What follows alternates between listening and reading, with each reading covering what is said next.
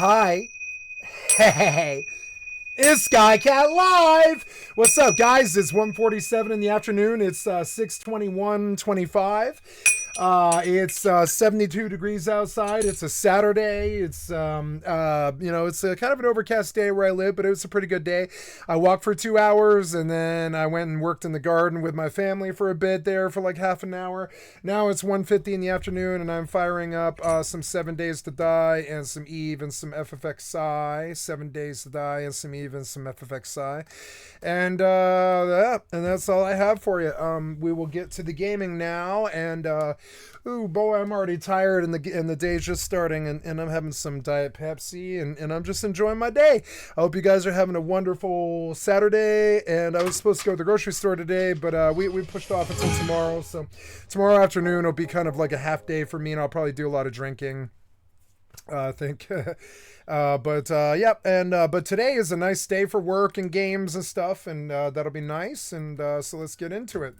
I'm gonna drop it off the big face, and thank you for showing up. And and we're gonna go up.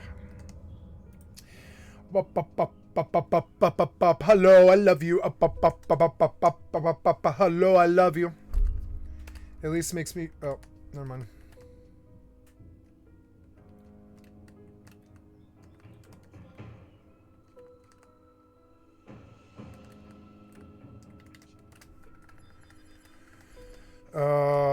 We are loading.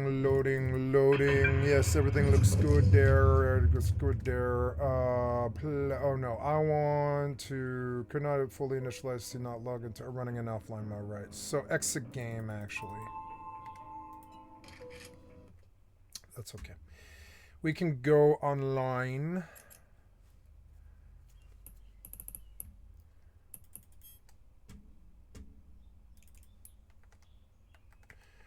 Okay, going online to 7 days. Go. Ooh, travel 1,000 kilometers. Nice. 38 out of 43. On August 11th of last year. Killed 25 other players. Alexander the Great.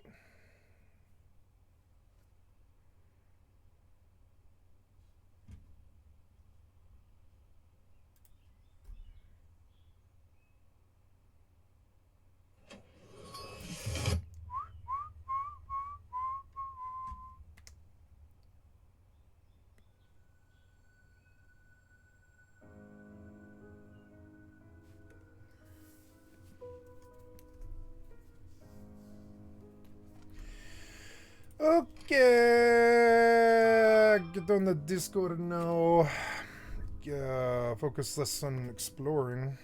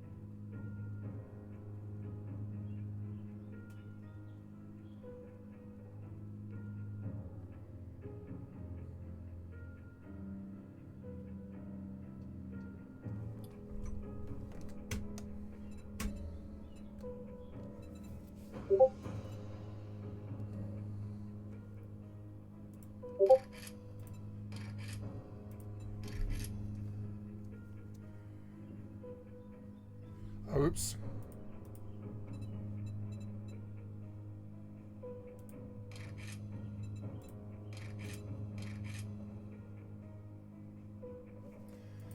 Oh, okay. Oops. Quit.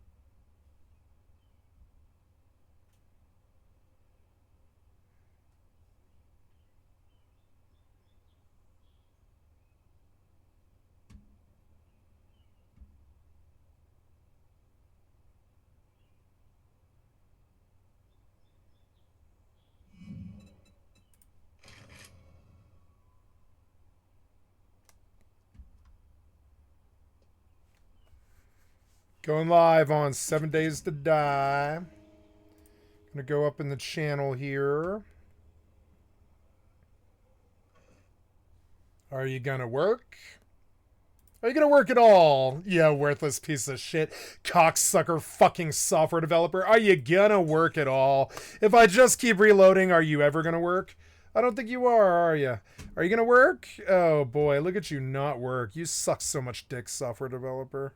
Jesus Christ, look at you fucking suck dick. This is worse than 2005. What the fuck happened to you? You guys regressing or what? Jesus Christ. Is it because of my VPN or you just sucking dick all day, I guess? Ooh, yeah, look at you suck dick all day.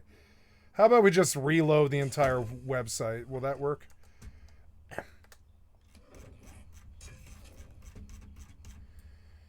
Ugh. The map won't zoom out far enough.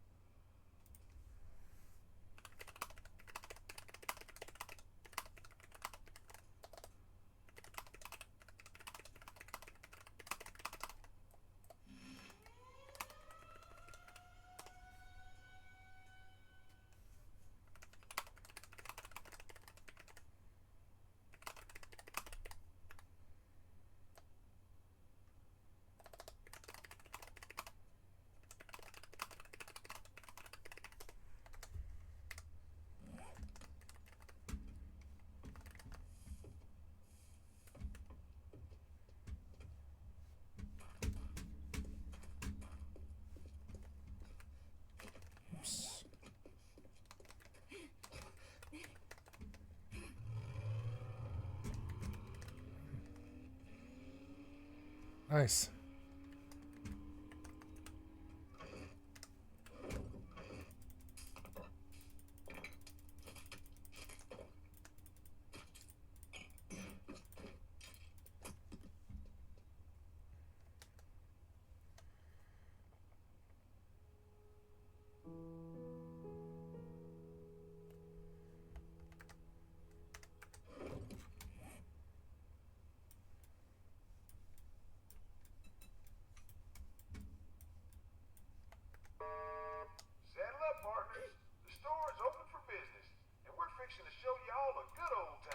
But am I dying? I am dying. Ah!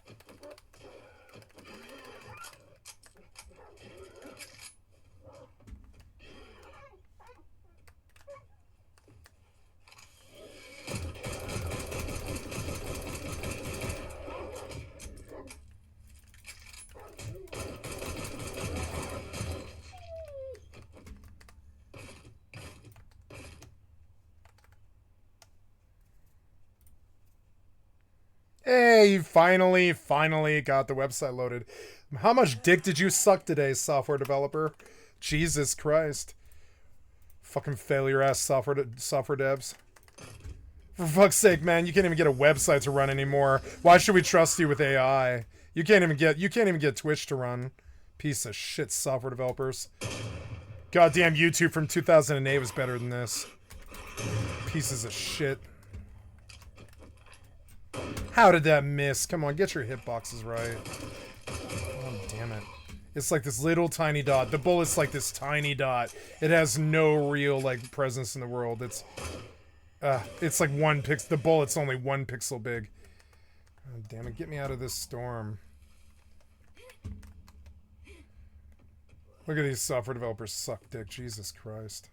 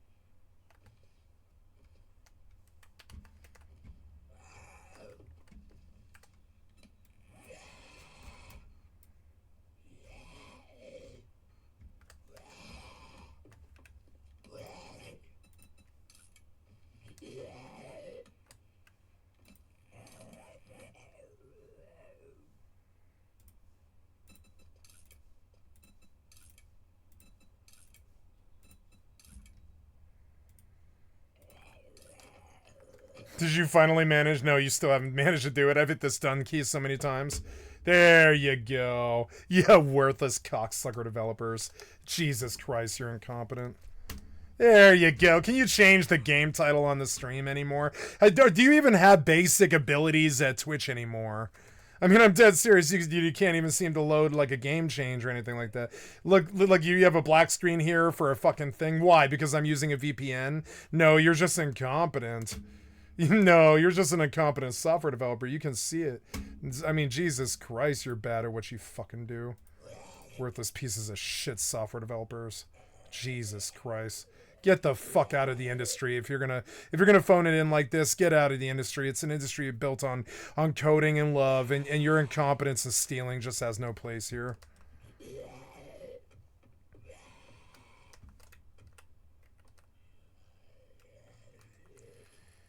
You are so annoying. Die. Okay, going north. No, I'm not. My bike. Oh, there it is.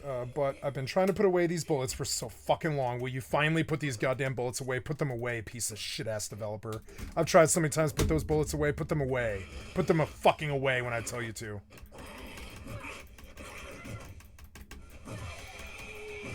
Jesus Christ, you fucking suck dick developer. You can tell from the terrible graphics and the jank.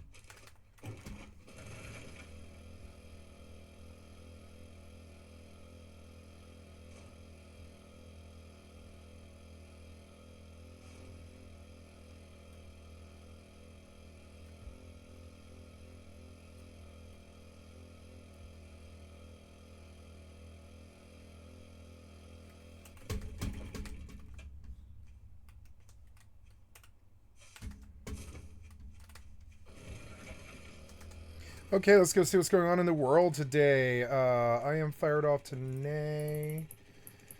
I don't have... Let's get off the spike. It's too loud. Too loud. Terrible, terrible, terrible sound effect from piece of shit developer. Sorry. So, there we go. There we go.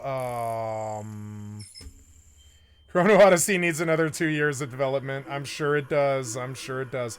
New Channel 5 from the Trump military parade fucking freak show of cocksucker, brain dead, fucking right-wing, like destroy this country fucking shithead traitors. So let's go see the shithead traitor parade.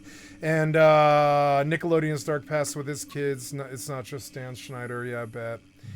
How Your Mind Creates Reality. Crazy Times Growing Up in Chicago will be really good. Disney Files Landmark Case Against AI Image Generator. New Legal Eagle. Borderlands 4 official story trailer. I don't care about that. I don't care about the story of Borderlands 4. Why would I care about that? Mamal Khalil is out of detention, and that's an interesting thing. Artificial intelligence. Israel hits Iranian nuclear research facility as the country's CB-2 stealth bombers file footage as President Donald Trump reportedly sends 2 aircraft to Guam. Fox News, I really don't ever recommend that channel. Don't you ever recommend that channel. Is there anything else here that shouldn't be here?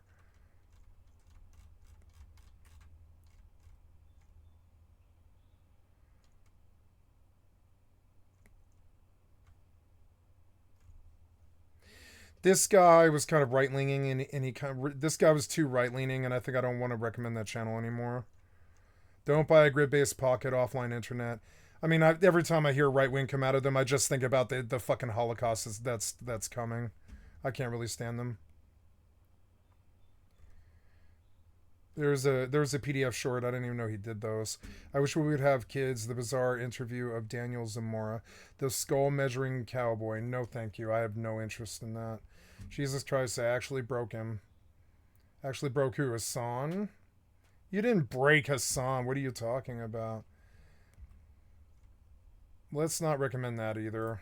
And then I've killed 120 hours in this brutal sandbox sci-fi RPG now. So let's move forward now.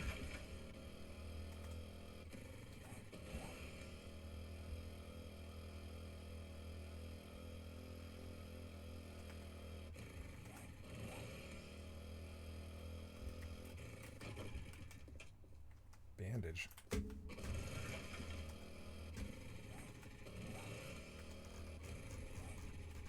So that square black, that black square. Ah, yes.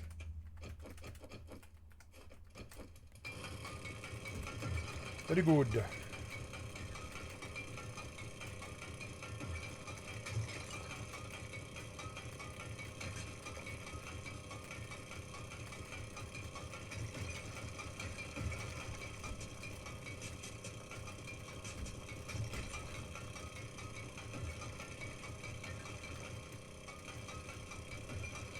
Please, please, please be a big vein. Please. I don't think you are. I think you're a small vein.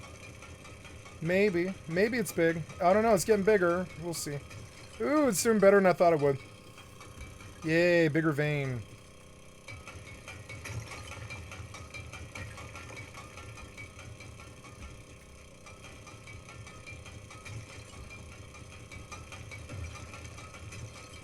Yeah, no, that's all stone. I think I've hit close to the end of it.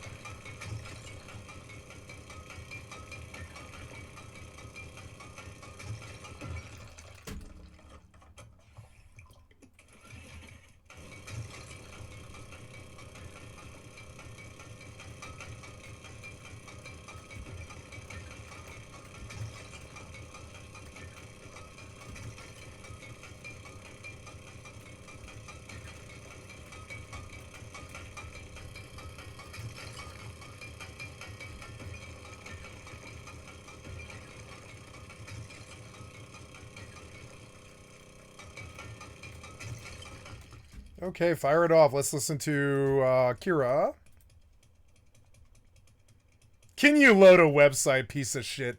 I don't think you can. Friendos, welcome back. Chrono Odyssey, right? This is a controversial one, I guess, because many people... Just because I use a VPN? Really? It's terrible. It's an awful, awful game, and then there's a lot of people who think it's the greatest game ever, somehow.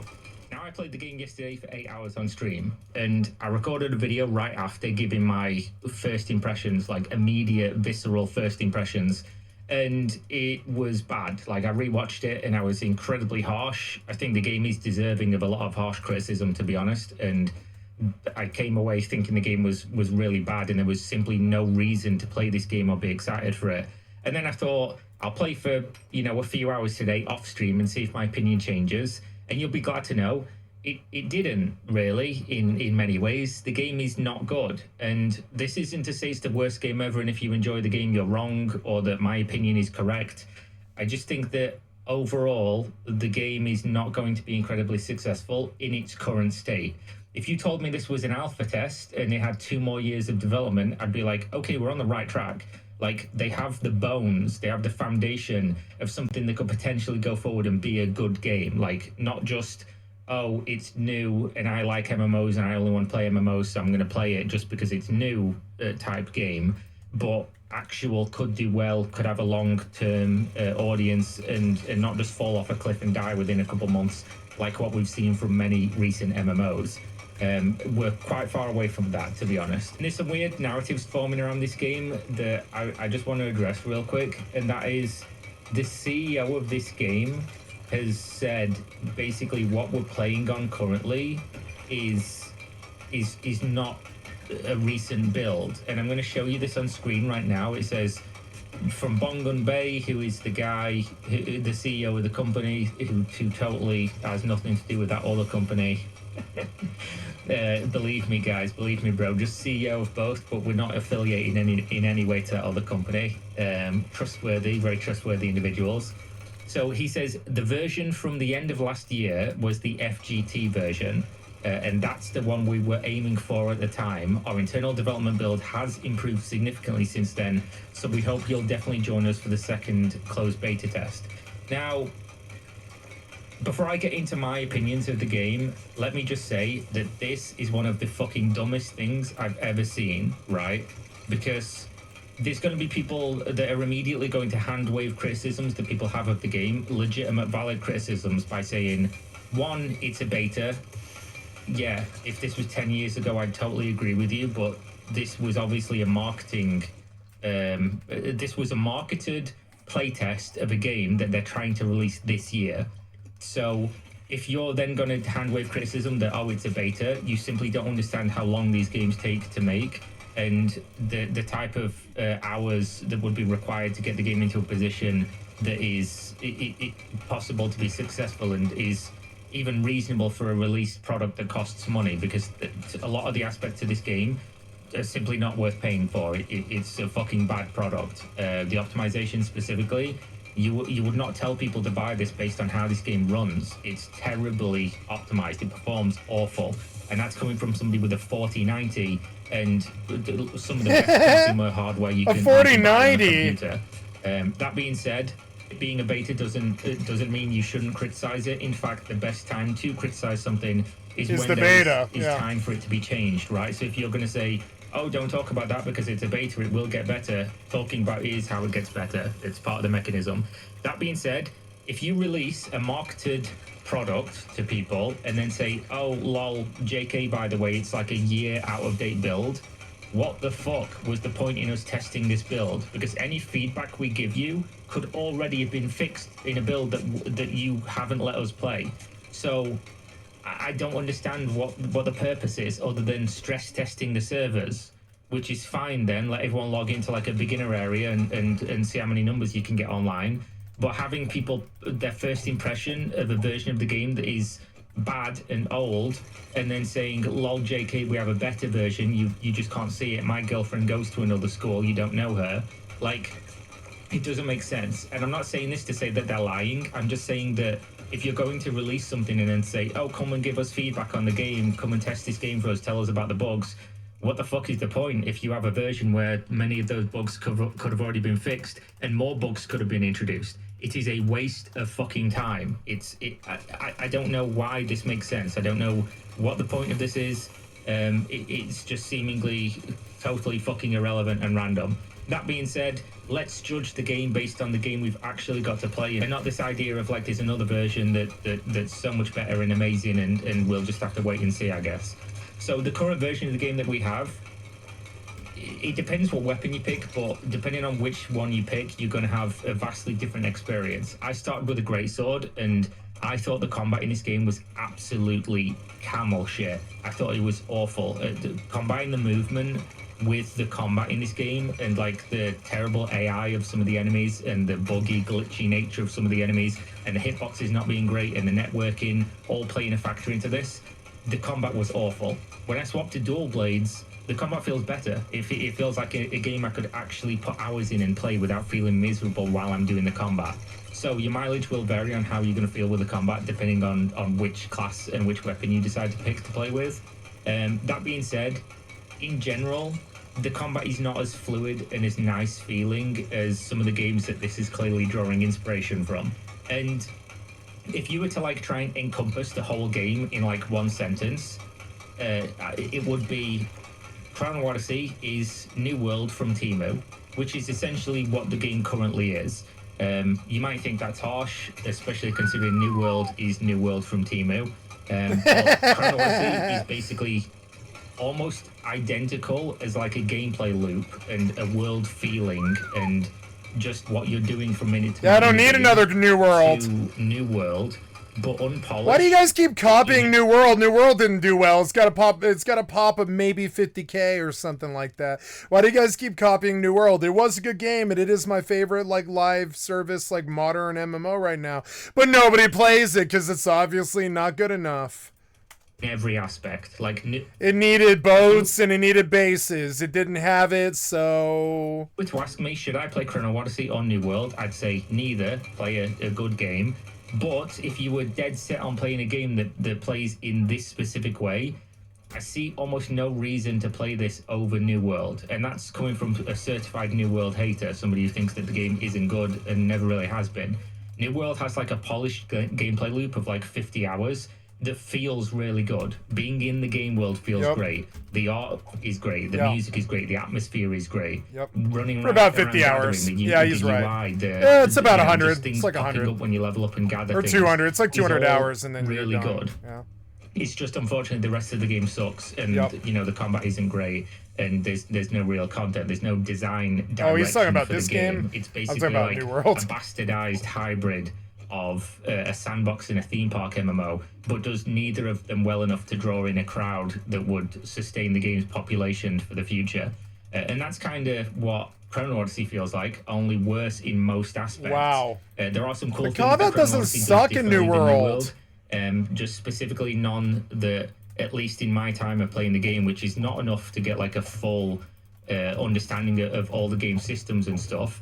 But from what I have played, there doesn't seem to be enough things in the game to just be like, oh yeah, this is definitely something I'd play long term, and not just new MMO comes out, I play for a couple of weeks and then move on, which is kind of where we are with most MMOs nowadays, especially when you factor in that monetization in this game is inevitably going to play a factor on how people can enjoy it, at least as far as I can tell.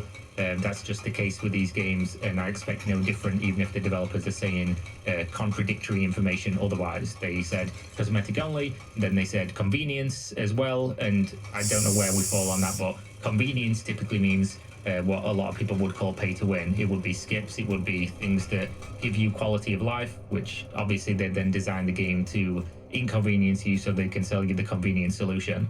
That's what they mean by quality of life or convenience. So in general, the game, like, why is the game worse than the New World?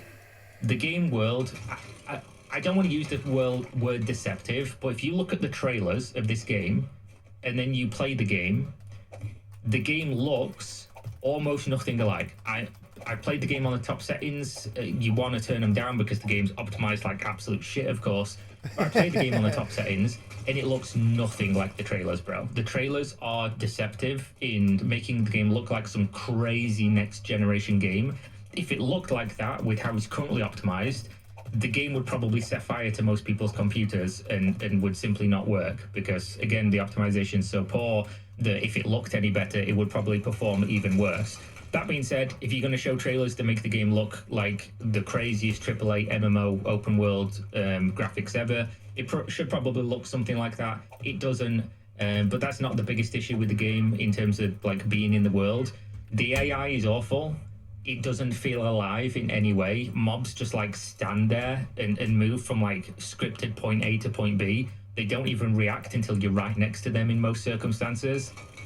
A lot of the dynamic events are just the exact same copy pasted in area to area. Oh, on this hill there's a totem and there's like 4 enemies stood there. Over here there's a chest and 3 enemies spawn. That's like, aside from like some of the more in-depth quests of when you go into an area and it'll be like a little side quest to go and do something. That's kind of a lot of what you do finding when you're running around the world. If you're not interested in gathering, which takes fucking forever. You get new tools. The tools that you get makes the gathering faster, but it still takes forever. If you're using like what we currently have access to, the level 15 like a pickaxe or whatever, gathering what I would assume is the equivalent, the tier 3 material with it, still takes such a long time. I can tab out and play another game at the same time that's happening. So what you have is like you're running around the game world, the NPCs, the AI is not good. Some of the events just flat out don't work. Like on the server that I'm playing, for the last 24 hours of trying, like one of the events that is a material you're tied behind like progress wise to make like the best armor we have access to right now, the ancestral whatever it's called, the event just doesn't fucking work. Half the time it doesn't spawn, and then when it does spawn, it just gets stuck in some like progress loop, and nothing spawns, and it's just sat there and nothing happens, which is presumably why they keep taking down the server to try to get it to work. So yeah, you just kind of, I mean, the game just doesn't work in certain regards. Multiple times I've gone into like the little bounty hunter instances for some of the enemies you have to find, and the enemy doesn't react to me and I have to reset it. Sometimes I land on something that's a little bit like sharp terrain or something and my character gets stuck and I can't move. The game is just a buggy mess, to go with the unoptimized mess. But when the game actually works and you're doing the loop as intended, like go do the bounties, go gather, go kill monsters, do the dynamic events, go get your keys and go do these little dungeons and things, I honestly think the game is not bad. Like, I don't think it's terrible. I think it's enjoyable. Like, some of the solo trials are fun, like challenging, fun. It feels like I want to go and gather like stuff to make consumables because it makes it easier. There's definitely an element of this where I could see myself having fun with the game if it was a little bit more polished, and if there's enough of that content to feel fresh and to keep me in the loop of like getting better and better stuff. But in general, like if you package all of this game up together and tell me this is going to release this year, I have to say that the patch that they're holding back and the content that, you know, the new version that they're saying is way better has to be like a Jesus patch, essentially. It has to do so much, because if not, this is multiple years away from being done. But we just have so little actual content in the game, and the content that we have in the game it doesn't work or is very, very samey, that it's like there would have to be so much extra stuff, and all of this stuff would have to be polished for this to be a release ready game, and it just simply currently isn't. Like, that's just the truth, and whether you enjoy it or not is irrelevant to what I'm saying, because I look at these games. That's like how I felt about Throne and Liberty. You might subjectively enjoy it. You might have none of the same problems that I have. You might think all the problems that I have are like beauty is in the eye of the beholder, like a hate monger or whatever. But at the end of the day, I have a great track record in saying this. You do. If the game releases like this without substantial It'll changes, fail. The game will be dead inside of a month or two. Yep. When I say He's dead, right. I don't mean literally closed and nobody playing. I mean it will have like a large population.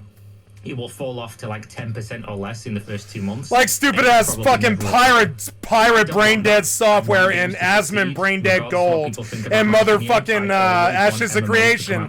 They don't know good games. Those guys are bad. They're fucking bad. Have done since I was like 10 years They don't have old, thousands of 20+ wins. years. They just sat there on WoW for 20 years. I appreciate Kakao, unlike many other people. They're not the greatest company ever. All their games are pay to win. But at the same time, of all the companies in the world, they're one of the few that are trying to bring us MMOs to the West. And I have to be appreciative of that, even if I don't agree with their methods. Yeah. And even if most of the time I think the games that they are associated with are just pay-to-win garbage. We don't get all the games. So I'd like to have the games I can have fun with for a couple of weeks at a minimum, and then hope that one of them, you know, outlasts that, rather than them not being in the space and us not having access to a bunch of games that we potentially could have had. So that's kind of where I am with like shitty publishers or whatever, or pay-to-win publishers, or you know, games from Korea. A lot of them I have fun with. It just depends on for how long. And I definitely want this to succeed. I'm not saying this for like the good of my health. I'm not saying this because it's going to win me brownie points. I'm saying the game isn't good because I want it to be good. I want to play this game. I want to enjoy this game. And currently, I could for, you know, a week or two, but then I'd be throwing it in the trash like most people would be. Seemingly right now, the only real reason to play Chrono Odyssey is because there's no barrier for entry because it's free during this playtest. And seemingly the only reason to play in this current iteration on launch will be because it's new. If it's not new, nobody would care. It's just simply not a good game right now. I also just want to say for the record, there's a lot of people that are of the opinion, anyone who likes this, if they're a content creator, they're they get paid. And I just want to say, No. in most countries... No, we're desperate for new MMOs. We're desperate. I don't mind if somebody covers it. You are literally committing a crime and you are bannable by YouTube due to their TOS. So if your first initial reaction is this content creator has optimism or they feel differently and they just like things that I don't, they are somehow compromised and they are ethically, morally wrong and bad and they're selling out their audience or whatever. You simply, you're just making up lies about somebody committing what is in many places a crime because they like something that you don't. Am I saying that some people are not going to, you know, sugarcoat things and maybe fence it or whatever due to access that they have? No, some people will have biases, of course, good or bad. That can exist, but hurling insults at people and saying that they're like a paid shill or whatever, this is not about me, by the way. This is about people like Cannon, who people are going crazy at because he likes the game and is giving it positive coverage over the months. I just think people could do with a little bit of tempered emotions when it comes to stuff like this and just understand the simplest explanation is probably the most likely one, and that is they probably just hope the game is going to be good and they are more optimistic or positive people than you are. And just because you don't like something doesn't mean another person couldn't like it more than you and therefore have a different opinion. That being said, I don't hate this game. I certainly don't like it to the point where I would put any more time into. I think once the game comes back up from maintenance today, I'll go and like try to see if that event works to see if I can progress through and get that armor.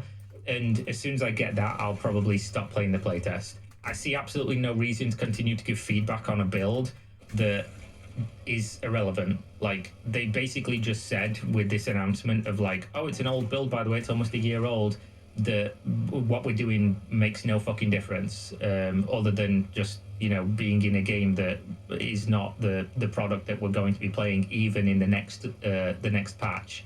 And for the people on the subreddit that are basically dismissing and hand-waving all criticism as like, oh, it's a test, why are you criticizing test? You guys are dumb as fuck. You should criticize things when they're at the time when criticism could actually shape what the game is, and not wait for it to be served out as a product that needed that criticism and then be like, oh, now I've paid for it and it's bad. What do we do? Because that's when a game's going to have its most difficulty in maintaining a player base. Because not only is changing a released product harder, because taking things away from people is harder in something that they paid for, even if the thing needs to be taken away for the health of the game, but also patching to a live environment is considerably more difficult than it is patching to a version of a game that we get served to us every now and again that we never paid for. That being said, let me know your experience with the game. Hopefully you're enjoying it if that's something you've been able to do, and we'll have to wait and see. Hopefully this internal update that they've held back for whatever reason is going to be the Jesus patch and is going to make the game substantially better. If not, if it releases this year, I don't think this game's going to do well at all. So there we go. If I do play more and my opinion changes at all, if it's anything worthy of like an opinion in a video, I will release that, and if not, let's leave it there for now and see what happens with the next update. So thanks for watching. As always, check the links in the video description. Suggest content if you want to see me cover it. And also, if you want to buy some gaming Thank you, Kira, for the extra content for my stream. I've liked and subbed to your channel. Good shit. Great vid. Pajamas, super comfortable. Always recommend. And yeah, stay safe out there. Enjoy. And I'll see you next time, guys. Stay safe. Peace.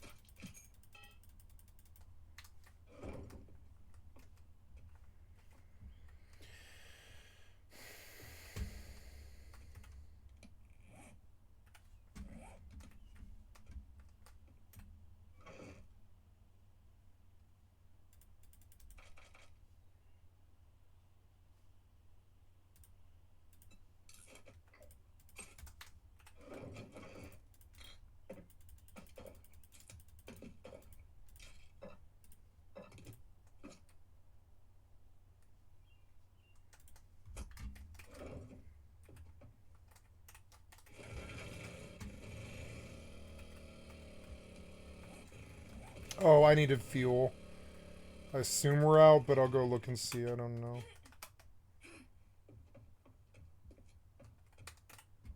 Hey, we're not out. Nice. That's good because I'm using it. Let's see. Do I have a level? Oh, I do. Very good. So we will go into...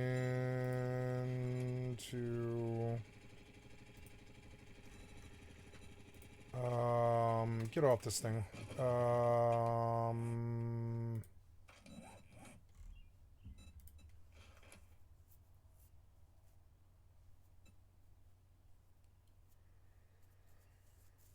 Siphoning strikes. I didn't know that existed. Well...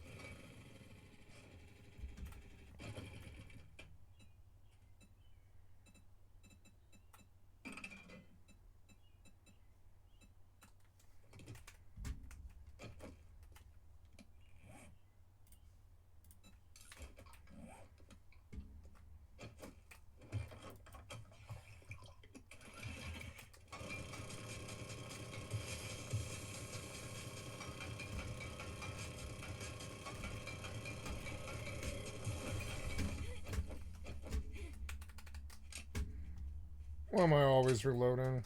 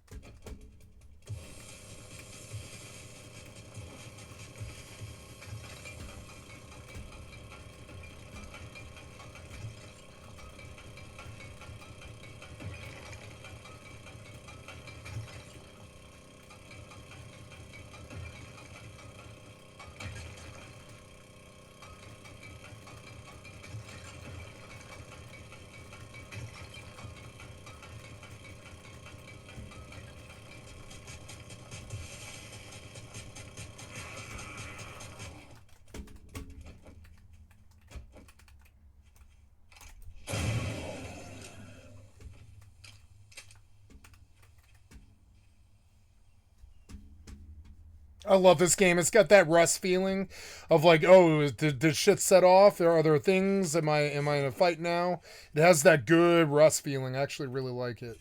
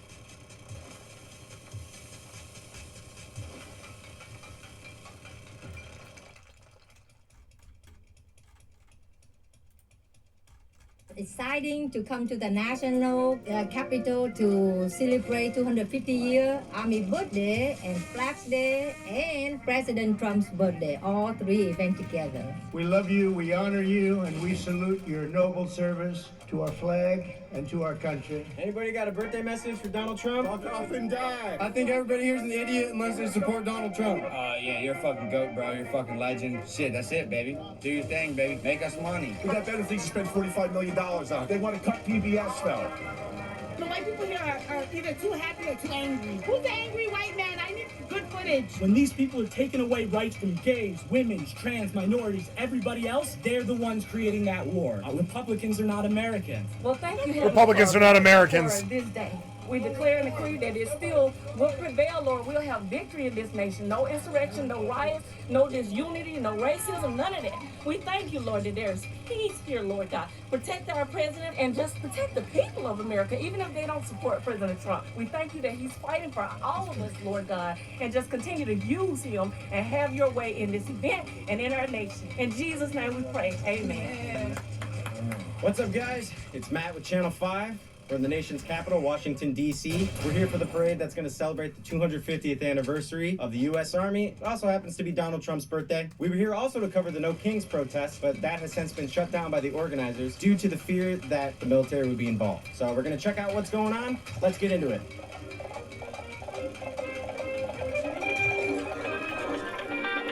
Hello. What brings you here today, man? Protesting against Donald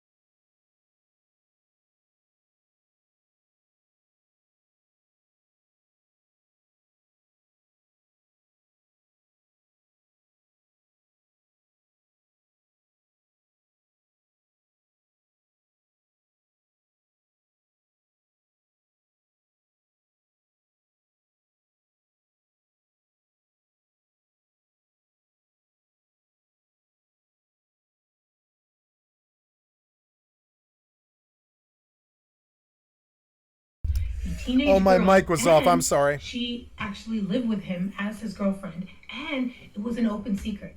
Everybody knew. It was such an open secret, in fact, that there is a book that casually refers to, quote, a girl he had been dating since she was 15 years old. The book is called Sick Little Monkeys, The Unauthorized Ren and Stimpy Story.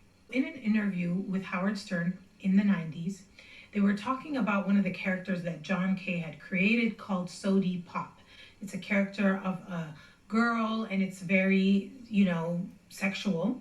And Howard Stern said, quote, that Sody Pop was a hot chick with big cans and nice legs. And John Kay responded with a smile and said, she's underage too. There's a link to it. I tried to find it, and then when I clicked on the link, this is a recurring theme here. You'll find the video is deleted on YouTube, or there's a tweet and the tweet is deleted, or the user is terminated on YouTube. This is a recurring theme. Kind of looks like cover up. John Kay had a tactic, a grooming tactic, if you will. And basically his tactic was that these girls, they were wanting to be cartoonists, and they would write into the fan club of the show. And then he would pick certain girls, and he would correspond with them directly, where the correspondences would become icky after a while. And they would always have promises from his end of, a career, that they could come work. They could become big cartoonists working for him in his studio. And then he would go visit them. He would talk to their parents and let them know that this was an amazing opportunity for them in their career. And he would invite them to come work with him. And then it would get worse, and he would do things with them. And like that one girl where she was like a full-blown girlfriend living with him, and everybody knew. And that's another aspect is that you're going to see here, which is the most frustrating, is the amount of people that know and turn a blind eye. It's very frustrating to see how many people turn a blind eye to what's happening to these children in Hollywood. Let's talk about Robin Bird. Robin Bird was the girlfriend who became his live-in girlfriend at 16, but he actually met her and did things with her when she was just 14. And the way he met her, in the beginning, there was already a huge power dynamic because she had written to him and he had come to visit her after they were talking for a while in her trailer park in Arizona. Now keep in mind, right? He is this major guy from Hollywood. He's, the head of her favorite show. She wants to be a cartoonist. He's going to give her this opportunity, and she's living in a trailer park. So already there's a power balance, and she's 14. He's 39, by the way. Gag. So when he went over there and spoke to her, first of all, they actually had intercourse when she was 14 years old.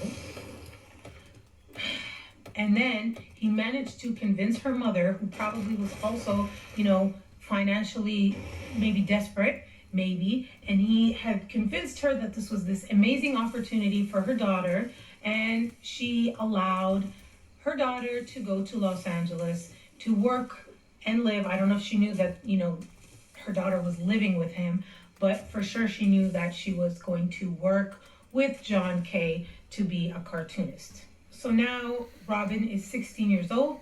She's working as a cartoonist, or I think she's interning, She's interning as a cartoonist for John Kay, and she is not happy because he is mistreating her. He is making her feel like a piece of meat. And, there are other interns there, men who are a little bit older than her, who remember her crying all the time. And then he would tell her it was inappropriate to cry. And she started to vent to herself, like in a diary, or she would write letters to herself. And in one of these letters, she said, quote, "He may like my figure and face.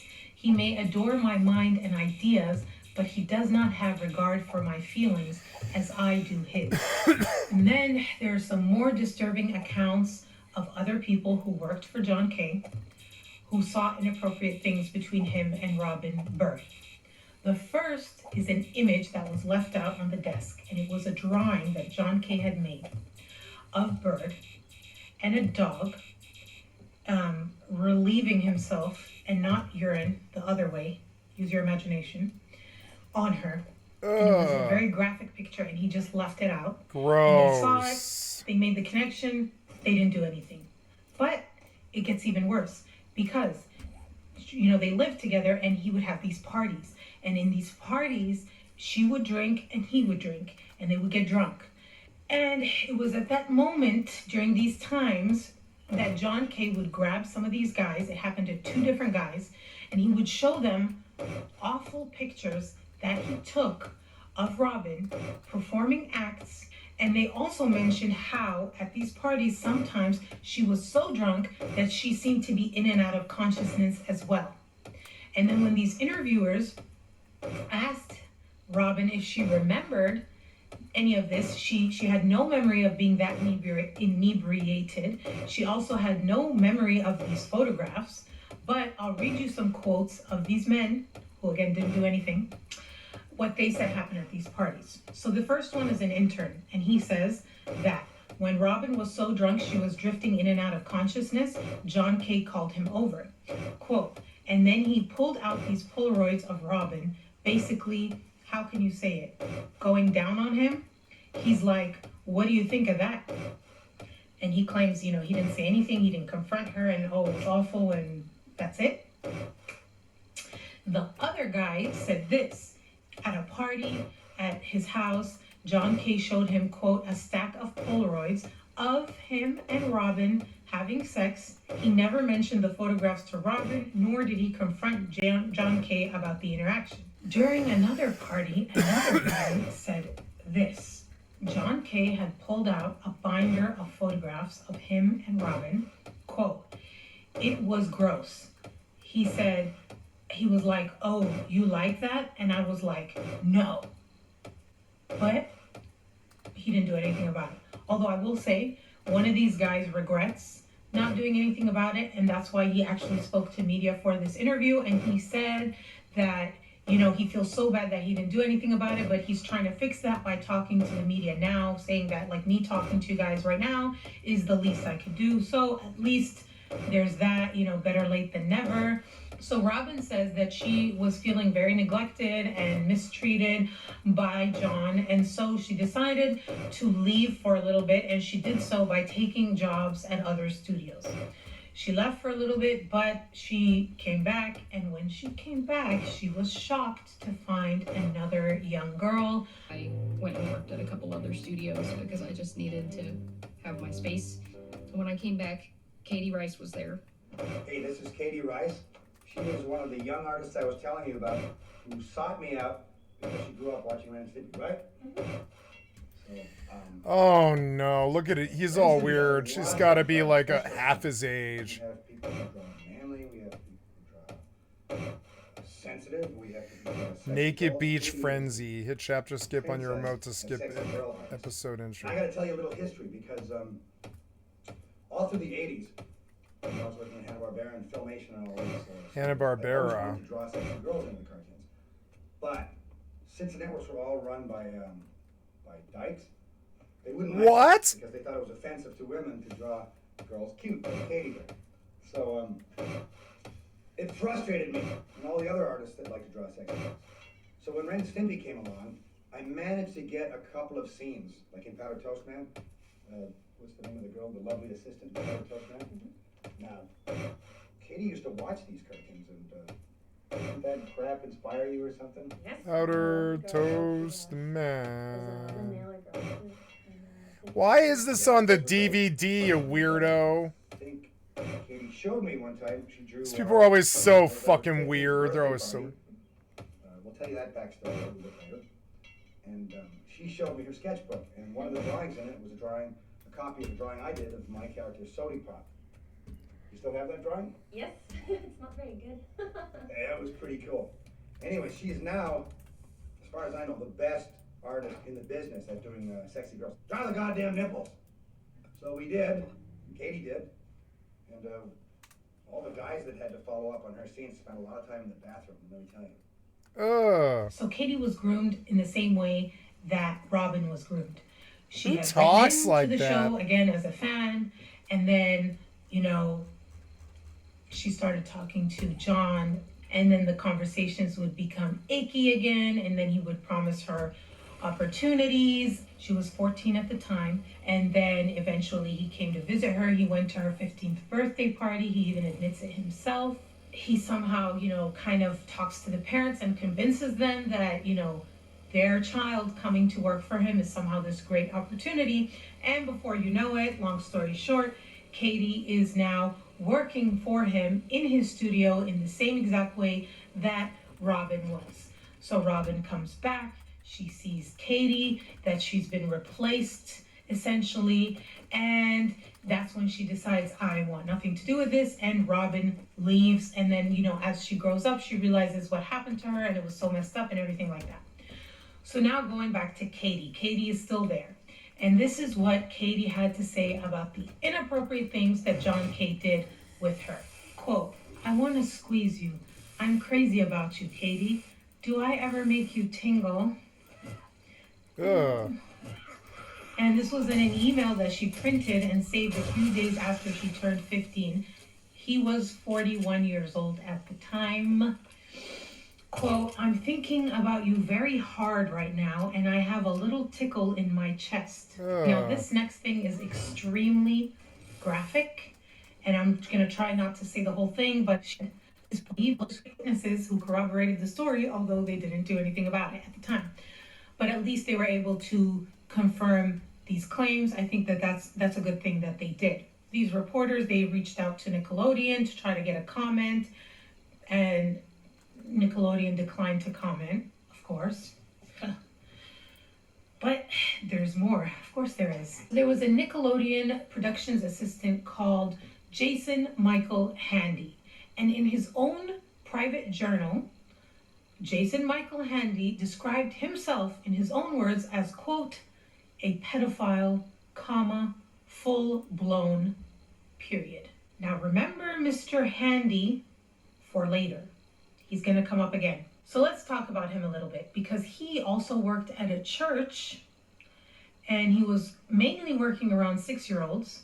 Then he also worked, obviously, for Nickelodeon, and he did a lot more things over there. First of all, he had access to the kids, which was exchange emails and telephone numbers with these kids, and then he would then contact them inappropriately. And then he would groom them with false promises of career opportunities. He was actually sentenced to 6 years in prison after pleading no contest in 2004 to 2 felony counts, one of lewd acts on a child and one of distributing sexually explicit material by email, and to a misdemeanor charge related to child sexual exploitation. This is what he would do. First, he would lured a 14-year-old girl through the internet with the promise of a television career, and then he flew to Michigan to meet her, and he would meet up with her at her middle school and engage in, quote, inappropriate acts. Then there was testimony from a child that revealed that during a taping of the TV show Cousin Skeeter, he had befriended a 9-year-old girl and then began visiting her at her home. On one occasion, while playing video games in her bedroom, he repeatedly kissed her. And she said this to the court. Where are the parents? Why are they allowing this grown man to be in a room alone with her playing video games? Like, what? Anyway, also he emailed naked photos of himself to an 11-year-old child that he met on the set of the Amanda Show. Now, I'm going to get into the Amanda Show and Amanda Bynes and Dan Schneider and all of that, because that is insanity. But for now, I just want you to remember, all the Nickelodeon rape victims ended up being superstars, which is weird. Isn't bad enough for him to it's be just they had to overcome the rape, I think, so they got famous. Also worked on Nickelodeon. Also convicted of horrible. I think because they were victimized, right? Because they were rape victims, like, so all the Nickelodeon kids that were raped by all the weird Nickelodeon executives, like John K. motherfucking I forget the name of the other guy that she just mentioned him. Like, it's weird. All those kids, they like came up, like they had so much going for them, but then also they were like rape victims of these rich people, so they were like, they had their careers boosted as much as possible. I always thought it was like lightning struck, but no, it turns out that they were being like victim compensated. A bunch of these people a bunch of the fucking Nickelodeon people, a bunch of those boy bands were exploited. They're all exploited children that were being like because they were allowed, because their parents allowed them to be exploited or whatever. They were like, you know, they were given like these crazy superstar careers. Now all the kids believe that it's possible to become as big as like, I would say, Britney Spears or something like that. Or like Taylor Swift. But no, I wonder sometimes if even Taylor Swift was kind of probably maybe victimized. And I think her career gets propped up because of it. And I think what you're really seeing is actually just like really bad stuff happening. It's insane. I think Michael Jackson was kind of like that. I think there's a lot of problems with the industries. I think there's a lot of really crappy, shitty people who have money. I think money, like absolute money and absolute power, absolutely corrupts. It's just this thing, you know. It's weird and gross. Things. His name is Ethan Channel. I'll just refer to him as Ethan Channel. And he was a production assistant on the Nickelodeon animation studio. And he used his access to that studio to groom kids. Okay? So he was arrested for inappropriately touching a 14-year-old boy at the Nickelodeon studio, because that's what he would do. He would tell them, you know, I can take you to the studio. Don't you want to see the Nickelodeon studio? And obviously these kids who love Nickelodeon are like, yeah, that's great. And then he would do things to the kids. Oops. Okay, so too late. The boy in question here, he said that Ethan Channel was, quote, a weird character, but he thought that visiting the studio was very cool. So on a Sunday in November 2005, Ethan Channel picked up this boy from his house to take him to the studio, which again, parents, I don't know why parents are so comfortable leaving their children. I mean, I don't know about parents in general, but these parents are, in my opinion, too comfortable leaving their kids with strangers, especially in the Hollywood scene. But I don't know, I'm a very skeptical person, so I would never. So this is what the kid said in the court testimony. That Channel asked him to watch an adult film, you know what I mean, that kind of film, and then the boy didn't want to, and then Ethan Channel got pissed and like groped him. He told me not to tell, not to ever say anything to anybody, or he would be arrested and get in a lot of trouble. And then the boy Which was is very true. upset, and Which then is he true. like, dropped him off home, and then the boy told his mom, and then, you know, that's when the case started and he was charged and everything. Wow, that's when they got him? Even more. Okay, I would say, you know, grab a snack. On top of it, they act like they're these crazy, creative, luminary visionaries, John Kay and all these weird Nickelodeon executives and stuff. But then they do dumb shit like, well, if you tell everybody, I'll be out of your life. And it's like, you know, and it's like, then they'll destroy me and then you won't have a television show anymore. And it's like, what does the kid care? You're ruining his goddamn life. Of course he's going to tell his goddamn parents or whatever, and that's what he should do. But it's weird. Like, that's insane that, like, you know, that these weird creepers assume that the destruction of their career is going to prevent the destruction of their career. It seems so goddamn stupid. Like what's to prevent that kid from doing that? And you know, and that's good. It's a good thing it does happen. Fuck them. Like, they're these weird shitheads who try and blackmail the person by saying, well, I won't be in your life anymore, and then you won't be rich or famous anymore, and all this stupid shit. And it's just sick and weird and just even more fucked up than it originally could have been. It's insane. It's just weird. It's fucking weird. These weird shitty people, they get a hold of money and they just go crazy. Or whatever, but I think we've all lost our appetite, so let's carry on. Martin Weiss. Martin Weiss highlights, in my opinion, how pervasive this issue is in Hollywood, because he's not a production assistant, he's not a show creator, he's a talent agent. So it is really disturbing when you think about it, because you've got these kids, right? And if they're going through this, who do they have to turn to? Their agent is in on it. You know, the PAs are in on it. The creators are in on it. Their parents, they're turning a blind eye, or they're willfully ignorant, or they're just so oblivious because they want the money. It is just so pervasive, and it's in so many different aspects of the industry. So let's talk about Martin Weiss. So he was arrested in November after a victim and former client of his came forward. This former client and victim said that they were, I don't even know the word, abused over a 3-year period between 30 to 40 times.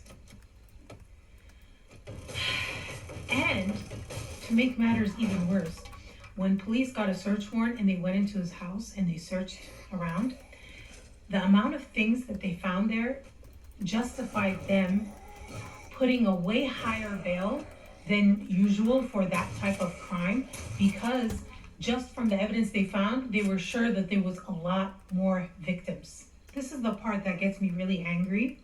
And I try not to get emotional when I do these videos, because like every crime is horrible and every victim matters. But for me, this topic hits very close to home. I'm just gonna say that. Oh, I'm sorry. And I just get so angry. So do I. When they get off. Yeah, when they get off. Because that happens way too much, and it's not okay. Yeah. Okay. I need to hold on. Let me just compose myself. That's what the Modelo is for. This is gonna be a shit show. I can already tell. He got a year. 1 year.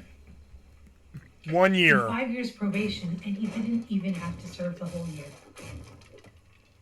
His sentence was suspended for time served, and he was released soon after.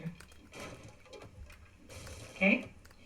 He is now a registered sex offender, and he can be around kids that are under the age of 18 unsupervised.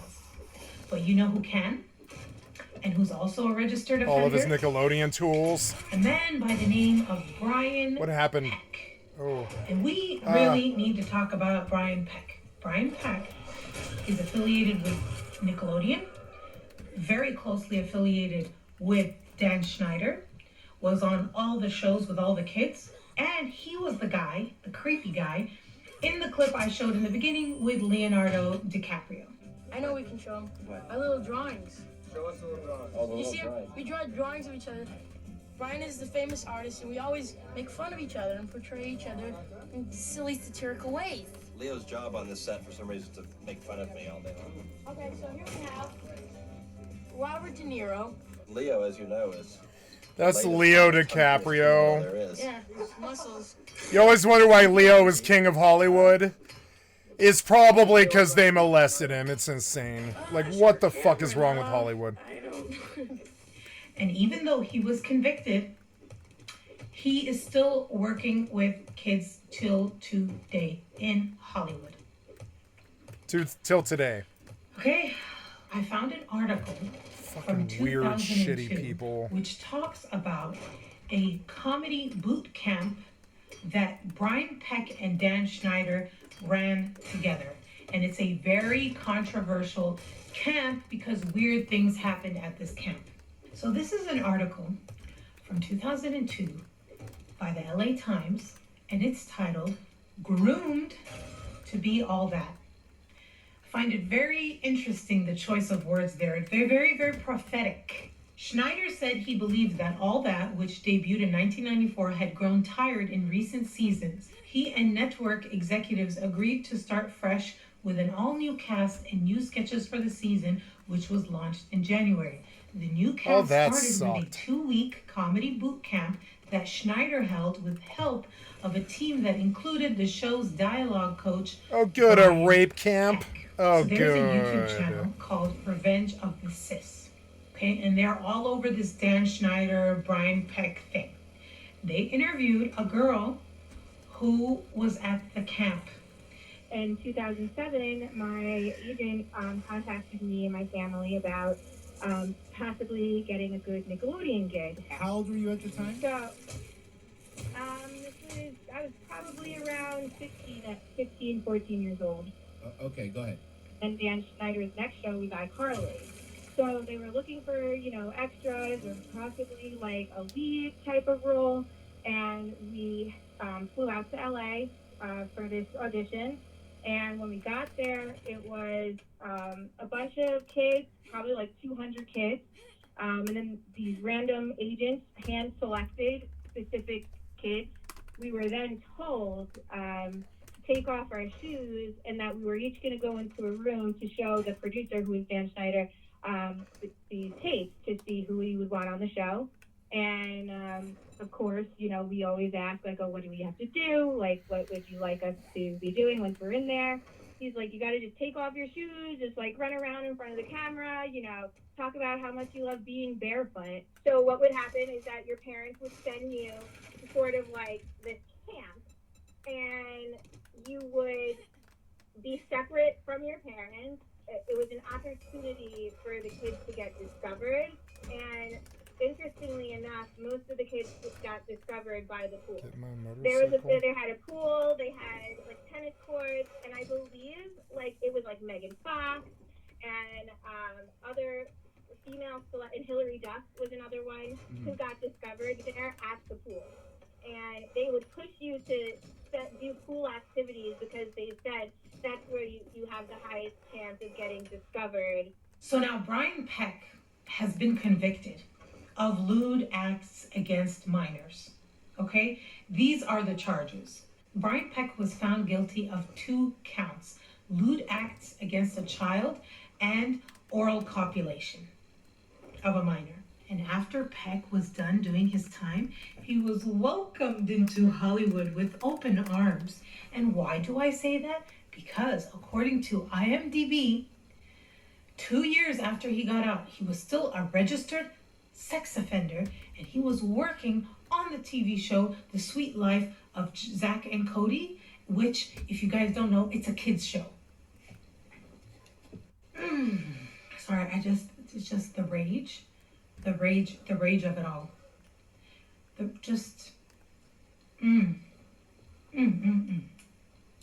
Okay, so now I want to talk about Dan Schneider, okay? A lot of people are talking about Dan Schneider, and for good reason. Why? Because everyone that I mentioned up until now has been convicted, has been charged, or has admitted guilt. Dan Schneider, none of that has happened. Nobody has come out to accuse him, which I think is noteworthy, and we'll go over all the things that are suspicious, and you can decide for yourself if you think there's something off with Dan Schneider. The only thing that reignited all of the talk, because there's been talk for a while, is when Nickelodeon let him go. They gave him like $7 million. They ended their relationship with him, and the rumors all started swirling again, and everybody was talking about, like, because it happened around the Me Too movement, remember? It happened around that time. And if you remember with Harvey Weinstein, nobody was saying anything. It was rumors, it was this. You've got NDAs, hush money, all these bigwigs, you know? So just because nobody has come out yet, doesn't mean they're not going to, doesn't mean it's not happening. Again, my conspiracy, allegedly, please don't sue me. I don't have Hollywood money. So Deadline was the first news outlet to report about, you know, Nickelodeon parting ways with Dan Schneider. And in that article, they mentioned the controversy surrounding Dan. And I want to read you some of those quotes. Okay, first of all, too, I want to say that, you know, during the separation, like the statements from Nickelodeon and Dan and everybody was very much like, oh, you know, the shows ran their course. This has been a wonderful partnership. We love you, blah, blah, nothing negative. This is what the journalist says in that article. He says, among other things, I hear there had been multiple complaints of abusive behavior against Schneider filed by members of his staff. For years, Schneider had been under a cloud of suspicion over the treatment of some younger stars of his shows. Among the things that have raised eyebrows are his tweeted photos of the toes of his young female stars. And so now, let's talk about Dan's foot fetish, which I never thought that I would be talking about a foot fetish on my channel, but here we are. What a time to be alive. Let's talk about it. So, according to insiders, Dan's nickname is actually Dan, show me your toes, I'll put you in my shows, Schneider.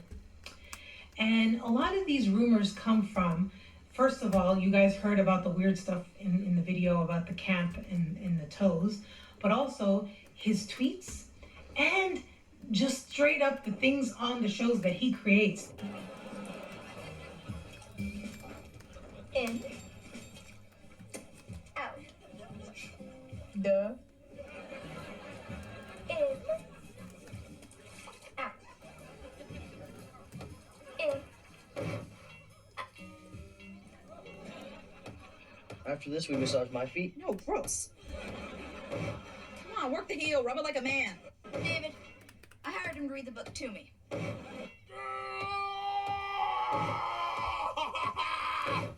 Yeah, there. Sam? Sam? Pick up.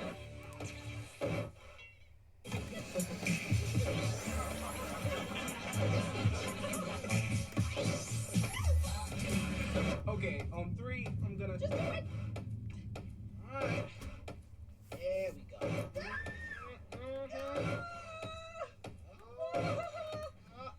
Stretch your toes, girl.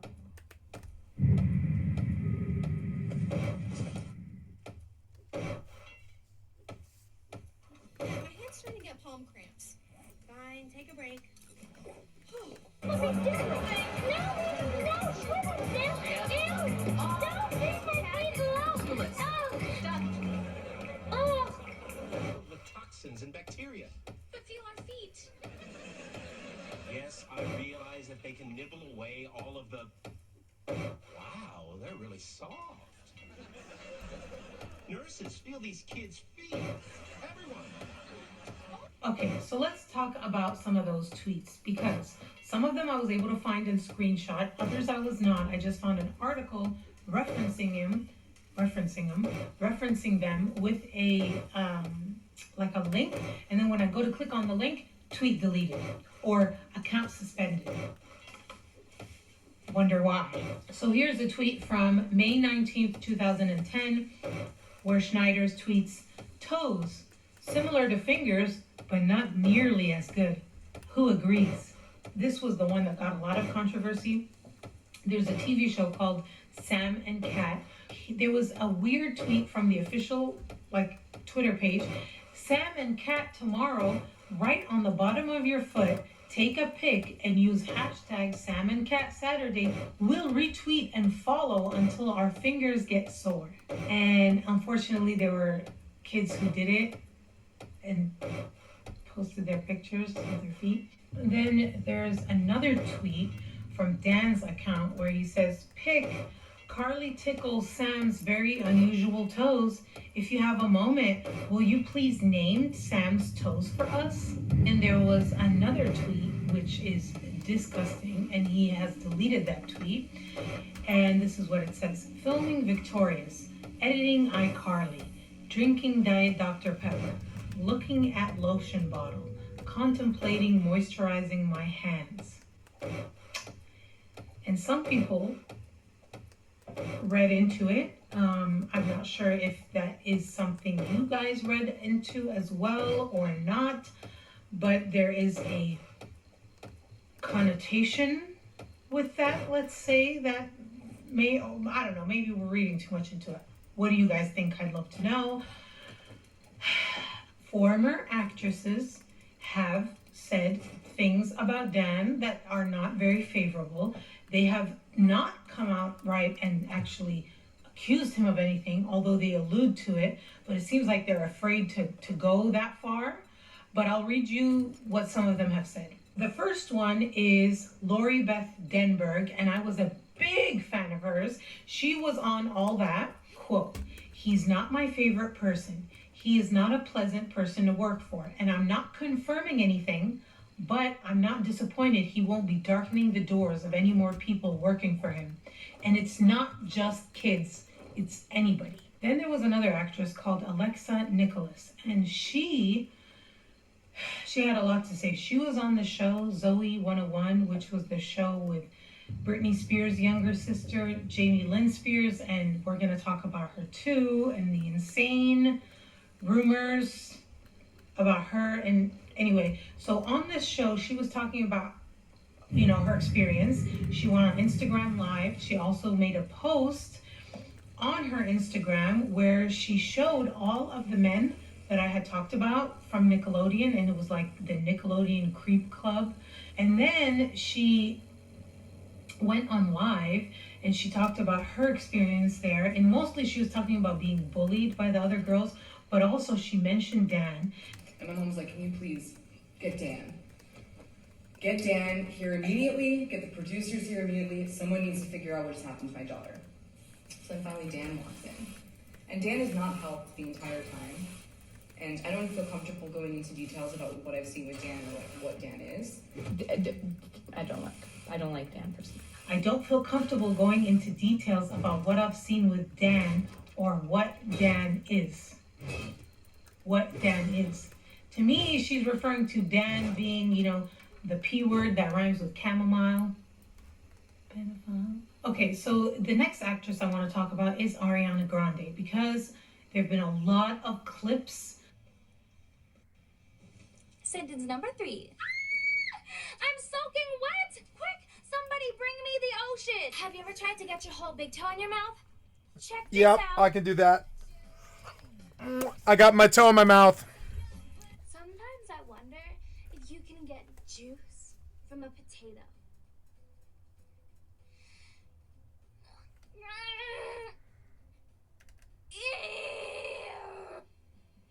Come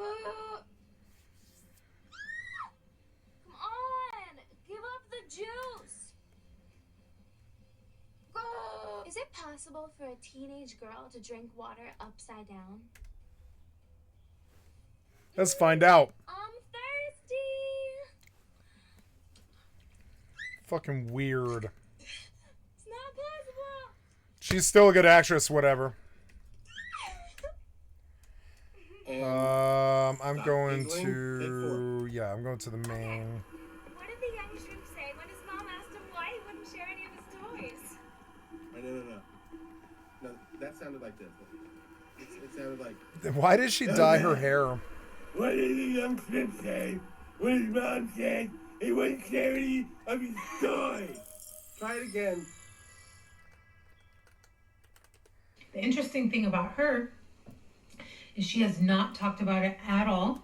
Let's talk about Jeanette McCurdy, because, okay, she is the one in the clip where her makeup is smeared and she's like, Dan Schneider, what have you done to me? Hey, Dan Schneider, I know you're watching my Vine. Do you like my Vine? Fine. Look what you've done to me. So, what? I want to show a clip of Ariana Grande and another actress. What? Look what you've done who's to not me. Jeanette, but they're on set and they seem to be having a good time and they're laughing and they're like on the floor, and then as soon as they see Dan approaching, Dan is They the guy stop. filming the video in this clip. As soon as they see him coming, they like immediately the energy shifts, they get up, they're like covering themselves up. She's like putting her hair in front of her chest, she's pulling her skirt down, and their expressions change. But what I want you guys to notice is the different ways The body in which language. these two actresses react. Yeah. Ariana is like joking and overly laughing and overly joking, and things are fine and things are normal, and that's her way of coping. The other girl is like shocked. You can look at her face and her whole expression changes. She looks terrified. And then she seems to get upset with Ariana for like acting like that, and then kind of storms off. It's so weird. Watch.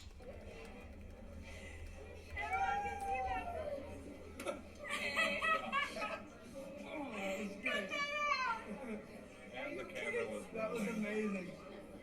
That was one of the better things I've ever heard. Hey! Hi, what's going on here? Why are you sitting on the floor of the set? Because we are. They are. Did you just bark? Oh, he killed the vibe. He immediately killed the vibe. And they're like, it's not our fault you're such a vibe killer. They're like, oh, you're like my dad or whatever. Oh, gross. It's the Christmas ghost. It's the ghost of Christmas past. Oh, God. Here we go. All right, you want to sit on the floor? That is such a low-cut shirt for such a young girl. I mean, she can dress like that if she wants to, but it's still too revealing. It's weird. I don't like it.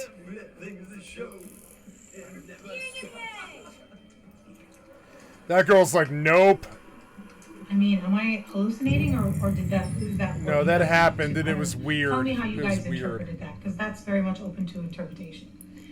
No, But it was the next thing I weird. want It to was talk about with fucking Dan weird. Schneider is the leeway that he had with Nickelodeon. And it was so shocking and so abnormal that there was an article written about how much leeway he had and how not typical that was. The article is called Tween on the Screen. 6 to 8 hip, pretty, very nervous looking girls, somewhere around 14 years of age, though it's possible they only look that old, were perched on couches in the splashy lobby of Nickelodeon's New York production offices, high above Times Square. The girls were there to audition, but they weren't holding scripts because they were not auditioning for anything in particular. Quote, "We're seeing kids all the time," Paula Kaplan, Senior Vice President of Talent at Nickelodeon, told me. "Even when we don't have a show to cast, we're meeting kids on a regular basis, just bringing them in just to see who they are. Just weird." Nick's next big sitcom had only 1 or 2 actors cast, no writing staff, no title, no pilot episode, not even a script for a pilot episode, not even an outline of one, in spite of which Nick's head of development and original programming, Marjorie Cohn, told me the network had already committed not only to producing 13 episodes of this hypothetical show, but also to begin broadcasting those episodes in the fall of 2007. At first, I thought I must have heard this wrong. 13 episodes of a concept? Nickelodeon is part of Viacom, after all, and Viacom does not do business in this improvisatory fashion. Not to mention that the success of the Disney Channel was making Nick's demographic more of a battleground than ever. Where were the poll results, the Q ratings, the meetings full of mid-level executives? How is it possible that a network that has led its particular niche of the entertainment industry for the last 12 years, the highest rated network on cable TV, period, could have already scheduled a season's worth of a show that no one there seemed to know the first thing about? When I put the question to Cohn, she turned to look at an associate, and together they shrugged, unperturbed. Then she looked back at me and said simply, "It's Dan." Dan is Dan Schneider, creator of 3 of Nick's most successful series, Drake and Josh, Zoe 101, and The Amanda Show. There's an element of magic to it. And so, when you find a grown-up like Schneider with the requisite mojo, you pretty much let him do whatever he wants. And then I found another article which was also talking about how much leeway he had, and they even have a quote from Dan himself admitting to just that. He has the kind of control over his shows that he knows would be hard to command anywhere else. There are very few people in the entertainment business who have the level of creative control that I do, Schneider told Variety. Nickelodeon has always been generous in giving me a lot of latitude, putting it mildly. Now I want to talk about payouts and predictions, because first of all, there have been a lot of rumors that the reason why you haven't heard anything about Dan Schneider is that Viacom, which is Nickelodeon's parent company, does these huge payouts to these kids, basically hush money. And of course, we know they can afford to do that. The other thing, which is the predictions, is very, very strange. And at first, when I heard about this on other videos and I was doing research about it, I was like, I don't know if I want to put this in. It seems kind of like not reliable. But then I found something that I hadn't seen in other videos that gave it a bit of credence. So I'm going to include it, even though it's, let me just tell you what it is, okay? So there is this blog called Crazy Days and Nights. And it's this anonymous blog that is supposedly run by an entertainment lawyer. Some of these posts were claiming certain things. At the time, nobody knew about them. And then a short while later, the truth came out and what they said was true. And these allegations are concerning Dan Schneider, Amanda Bynes, and that crazy rumor about Jamie Lynn Spears, Britney Spears' little sister who remembers she was on that show, Zoe 101, and then she got pregnant at 16. She had to leave the show, and there were rumors that Dan was the father, and barf, barf, barf. But let's go back to the blog, and we'll go by it one by one. Okay? Dan Schneider was the regarding father. Jamie Lynn's pregnancy. So this was posted on October 5th, 2007. Sorry, my dog's barking. I don't even know how you define what list someone is when there are some ensemble show watched by teens and preteens, so go above and make her a female. Make her pregnant, which is causing the producers to have a heart attack because they really don't need any more scandals. But wait, there's more. One of the producers who is old enough to be her grandfather shouldn't be having a heart attack because of shock, because he is the one who knocked her up. New boyfriends are being lined up as we speak. 2 months after this post is when Jamie Lynn announced her pregnancy. And so officially the father is, I think, Casey Aldridge or something, and Casey Aldridge? I don't know, some people say he was paid to say that, and it's actually Dan, but of course this is a rumor. I don't have any proof. I'm just telling you what I found, and of course you guys can decide for yourself. But me personally, I don't think that's a coinky dink, and it's extremely depressing. And I don't know why I'm smiling. This is how I cope with trauma. I'm not saying the coping skills are good. I'm just saying that's what they are. So there are more posts. So this is a post that was posted in 2019, June, and it's tagged with the name Dan Schneider. And this is what it reads. It says, I had a very brief, almost in passing conversation with this former A-, B+ list actress who at one time everyone in the country knew. She's been acting since she was a teen and has a brand new show which has ads everywhere. She was on her way to an interview and was about to get into a car when we spotted each other. Quick hug and asked her if she knew anything new about one of her former co-stars turned producer and his plans, or one of her other former co-stars and his plans. She said to go ask a mutual friend about well-worn and to use those exact words. With that, she was gone. So I reached out to this mutual friend who I hadn't known had a connection to either of the former co-stars of the actress. The mutual friend didn't, but had a roommate who was hired on a fairly frequent basis by the more well-known former co-star to meet at hotel suites or production offices where she would engage in various activities designed to arouse someone with a foot fetish until that person reached completion, so to speak. Invariably, many of these were filmed, but not showing any faces. She asked about them, and it turns out that this actor turned producer said he had a collection of hundreds of scenes, including many actresses who worked with him, and that he had joined forces with this A-list director who had a similar collection to work on editing them together into a 3-hour video. And the post is tagged Robin Givens, Dan Schneider, Quentin Tarantino. Now, Dan Schneider, by the way, was an actor before he became a producer. And we know about his foot fetish. So, that leads me to the next post, which also leads me to Amanda Bynes, because as you guys know, Amanda Bynes had a very, very public breakdown. She probably one of the craziest breakdowns I've ever seen a child star have. And now people are saying it has to do with Dan because she was on the show All That. He discovered her.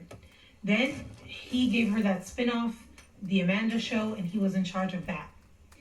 Then she even had other shows that he was in charge of. You know that movie Big Fat Liar? Again, a childhood movie that I liked that's now ruined. Dan Schneider was the producer or director of that movie, and that was like her big breakout. And then the TV show that she was on, I think I said TV show, What I Like About You, Dan was also in charge of that show. So she was indebted to him, beholden to him in all these shows. All this, her career was intertwined with him. And there's a post that came out on this blog The day after it was announced, so this was in 2018, when it was announced that Nickelodeon was parting ways with Dan Schneider, this post appeared on the blog, and the blogger claimed that this was a message they had gotten from Amanda Bynes. This is what it says. Thank you for all your ongoing support. I don't know how any of these men sleep at night, but if there's one thing that I do know, it's that what's done in the dark always comes to light. XOXO. Sorry, I thought it was clever. Unfortunately, I think that's short for unfortunately. I will obviously not be making any comment whatsoever for obvious reasons, and unfortunately, I feel as though the only way that legitimate stories can make the headlines regarding blank is if others publicly speak on his behavior. Blank was truly like a second father to me, but things have changed. After the second incident, I don't know if I'll ever be able to have children or have the family of my dreams. Which that last part, I don't know what that means.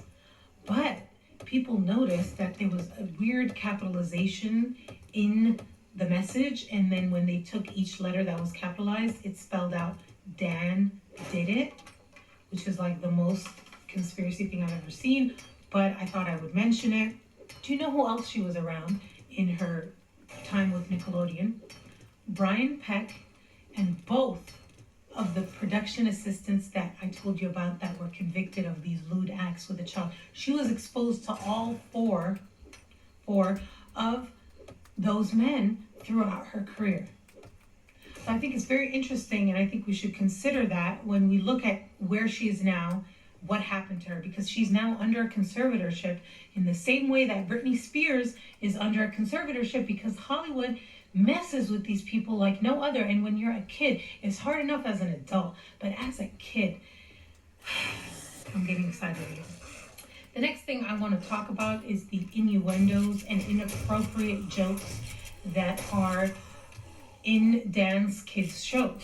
And these are shows that were later in his career, where he had a lot more leeway, a lot more prestige and standing within Nickelodeon.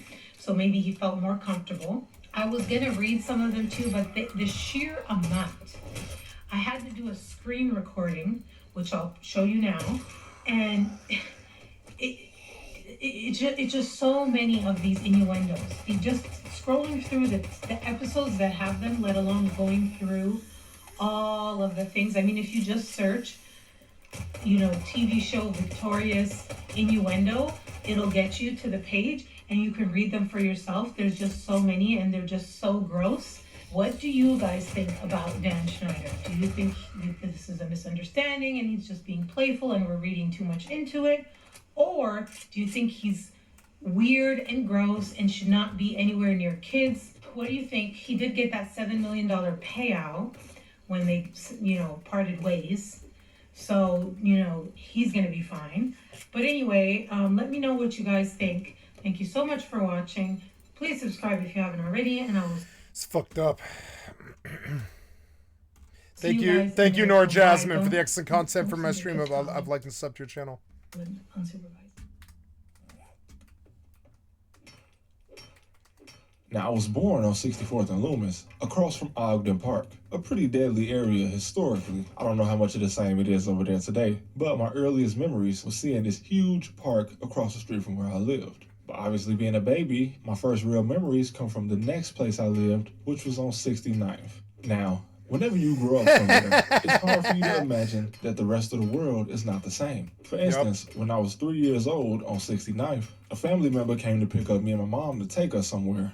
And that's when I got my first real Chicago experience. As a group of guys on one corner had a shootout with a group of guys on the other corner, and so bullets were actually flying past all of us while we were on the sidewalk. But other than that, I'm not gonna lie, it was pretty quiet over there, at least from my perspective. But I wouldn't stay on the south side for long, because shortly after this is where I really spent the first part of my childhood on the west side. Now, I consider myself a south sider because that's where I jumped off the porch and did everything, but I didn't actually get back to the south side until I was 9 years old. So for now, we'll have to take our story to the west side. But around this time is when I was first introduced to something that would get me into history and geography, which obviously helped me a lot with my channel and the videos I do today. I have an older cousin, and he was also living in Inglewood, and he gets in a lot of trouble, let's just say. And he definitely did when he was younger. But He ended up getting a gig with one of our cousins, and he actually was able to work with Disney and travel around the world. And it was a good thing too, because he kind of messed up some money with some guys in Inglewood, and basically if he didn't give this one guy $700, they would kill him. So he had to ask my auntie for the $700, and obviously she paid the guy because she didn't want a nephew to just die over $700. But anyway, I grew up hearing his stories whenever he would come back in town of how he was just in Germany or Japan or New York, all expenses paid, because he was working with Disney as like a food vendor whenever Disney on Ice was going around the world. He would just basically sell the candy and toys. But obviously, just being a kid, I never really got a chance to think much on it until I got older. And around this time, it was the early 2000s, and the streets in Chicago was a lot different than they are today. Gangs were still more organized, and the violence was much worse because of the 90s, where it was possibly the worst that it's been since the 70s. So in the early 2000s, all of this was just starting to go back down. But the city was a much uglier place 20 years ago.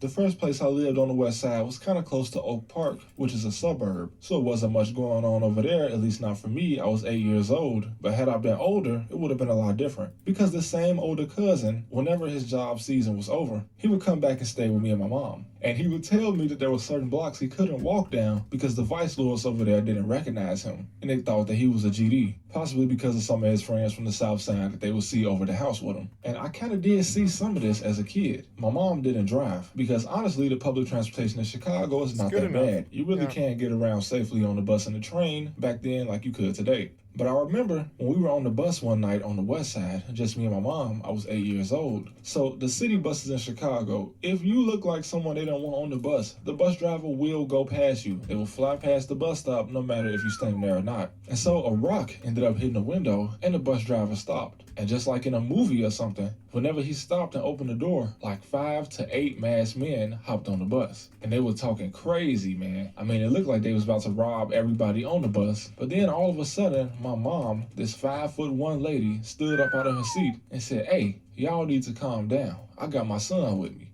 And to my surprise, the masked men looked around at each other and they said, "Hey man, y'all chill out. She got her shorty with her." Then they hopped off the bus. This is much different than things are today and how they would be when I grew up, because this was just part of the organization in the streets that was left over from the past decades. But I only stayed out west until I was 9 years I old. love that The first story. place we lived in ended up getting sold and we had to move. In the second place, the landlord was a Mexican guy that, even though he was only like 35 years old, he would always tell me and my mom that in a couple years he'd be retiring and moving to Acapulco. And he had a lot of money. The man had a fish tank in the walls that stretched throughout his entire unit. So he might have been doing a little something extra. And his last name was Flores, which makes me think that he may have been connected to the Flores twins, who were connected with the Sinaloa cartel back then. And I might not have been wrong, because all of a sudden one day, the feds had arrested him and seized his property for drug trafficking. And this led to us having to leave the west side. And this is when most of my memories kick in from growing up, because now we're back on the south side when we moved to 79th Street. And I hadn't really lived down south since I was a baby at this point. So all I knew about it was the stories from my family, who were all from out south. But I immediately got a wake-up call, because as soon as we moved into the unit, I walked outside as a little kid to explore the neighborhood, and I saw a girl ride up on her bike. We were both about 9 years old, but she had a scar on her face. And I asked her what happened, and she said that she had been attacked with a knife. And still to this day, I don't know the full story behind that. But what would cause a 9-year-old to be attacked in this way was just my introduction to the South Side. And this is when I started to see the last of the organization and gangs. You see, the block I lived on had been a GD stronghold for a while. In fact, it was one of the biggest hoods in Chicago because it was a large alliance between several different blocks. An alliance that no longer exists today. But at this point, all of the project buildings were still coming down, and the migration was still in full effect of people coming from these buildings and flooding into the neighborhoods, and new alliances and enemies being made. And it seemed like at that point, the whole hood only had really one fallen soldier. And this was for a long time, until about 2008, 2009, and this is when all the alliances that made the early drill era so deadly started to take place. As I noticed that my neighborhood suddenly went from being all GD to I started hearing people saying insane. Now, I didn't really know what this meant until one of the older guys in my apartment building explained to me, as he was insane too, that this meant that he was a GD that would go to war with other GDs if it came to that. And then I started hearing people say BDK, which I still didn't know what it meant at the time, only being 13 years old. But then, once I was close to going to high school, I had heard horror stories from high school growing up from my other cousin who went to Inglewood High School. So, not gonna lie, I was kind of nervous about going to high school, and right before I did, there was a kid named Darion Albert who was killed in a mass brawl that took place outside of a school when he was just watching the fight. But I still wanted to go to high school around my area because there was at least people I was familiar with. But my mom decided that I should go to a military school, at least just freshman year, because she didn't want me to get in trouble hanging out with everybody I knew. And man, I hated this idea. But turns out, the school she sent me to wasn't what she thought. If you don't know what an alternative school is, it's the school that the kids get sent to that were expelled from every other school in the city. What I found out was that a military school is just another alternative school. So most of the students there had gotten expelled from middle school and were not eligible to just go to any high school in Chicago. Like for instance, when I first got to this pot to the military school, fire, which was on 35th on the low end, one of the first guys I met, he went in the classroom and locked the door behind him with a mask on and proceeded to rob the entire class. And this school was just full of characters. So it was a lot more fun than I actually thought. But it didn't take me long to get into my first real conflict in high school. Because you see, on 35th Street, there's several schools in the area.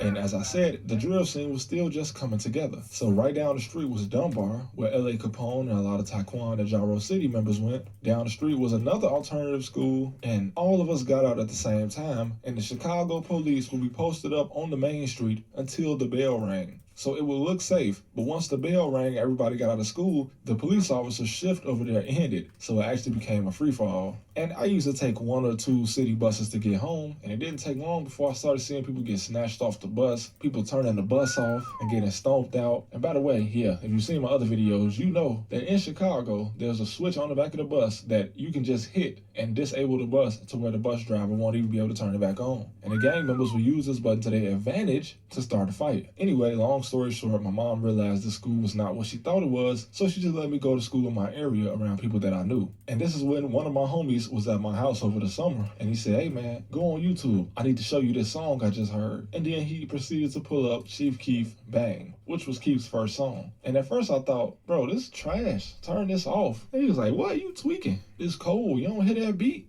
But little did I know what this would start, because not long after, a war had started from 61st to 65th that made that part of the city, for a time, the most dangerous area you can be in. The guys over there had family ties to my neighborhood. So all of a sudden, I started seeing people migrate from my neighborhood to go join this war, and other people that were against it. As all of a sudden, I would see the guys I grew up with in the middle of the street yelling BDK, cracking trays at cars that were passing by. BDK parties started happening. It was always dangerous to go to house parties, and I started going to house parties pretty early at around 12 years old in the city. But it was only around this time that they would start ending very bad. And it didn't take long for this movement to spread all over the city. You see, there was always gangs and gang violence. But what the drill era brought was renegade. There was no more rules and no more regulations. All of a sudden, you got guys that were going against their own nation on the south side and the west side. And all of a sudden, my neighborhood, which was one giant hood that was all together, suddenly splintered, turning the middle ground of it into an actual war zone, as you had one group of guys that came through on some get down or lay down type shit, or you was gonna be at war with them, and they was gonna try to kill you every time they saw you, or at the very least beat you. I had a friend that was a real big follower, and he lived right in the area where they was telling people to get down. See, I lived in the heart of my neighborhood, so they never made it that far. But on my friend's block, they had started to take over. And they actually started on his block, so he was at the epicenter of it. But being GD was so important to him, and for a while, he couldn't even come outside of his own mother's house. And he had a hard time explaining to her why they possibly needed to move. He could have just not associated with it in any way and been neutral. But he wasn't, and as a result, him and his little brother had to start running for their life after school every day. And around this time in 2012, I started to hit a peak of places I was at getting shot up. As I discussed before in one of my videos, high school homecomings in Chicago are a little different than the other places. There's probably like this in cities like LA, New York, and Philly, and Miami maybe, but a high school homecoming in Chicago is not a formal affair, and it barely has anything to do with the school. At some of the biggest schools, they would just let any high school students come as long as they brought their high school ID. And this led to a lot of different hoods being in the same homecoming parties at the same time. And homecomings were by far the safest place to go to a party other than actual house parties. I remember at one point in time, man, when we were lucky to be at a house party for an hour, because at some point, somebody's shoe would get stepped on, somebody would run into a guy that shot at them or somebody that killed their homie, and the whole party would just go up. Even out in the suburbs, man. I remember me and my homie, when we was tired of getting shot at parties in the city, one of our other friends that lived on 79th had cousins out in Linwood in the suburbs. So we went to a party they had out there. It was actually being hosted at like this building. It wasn't a house party, and we might have been in there for 2 hours.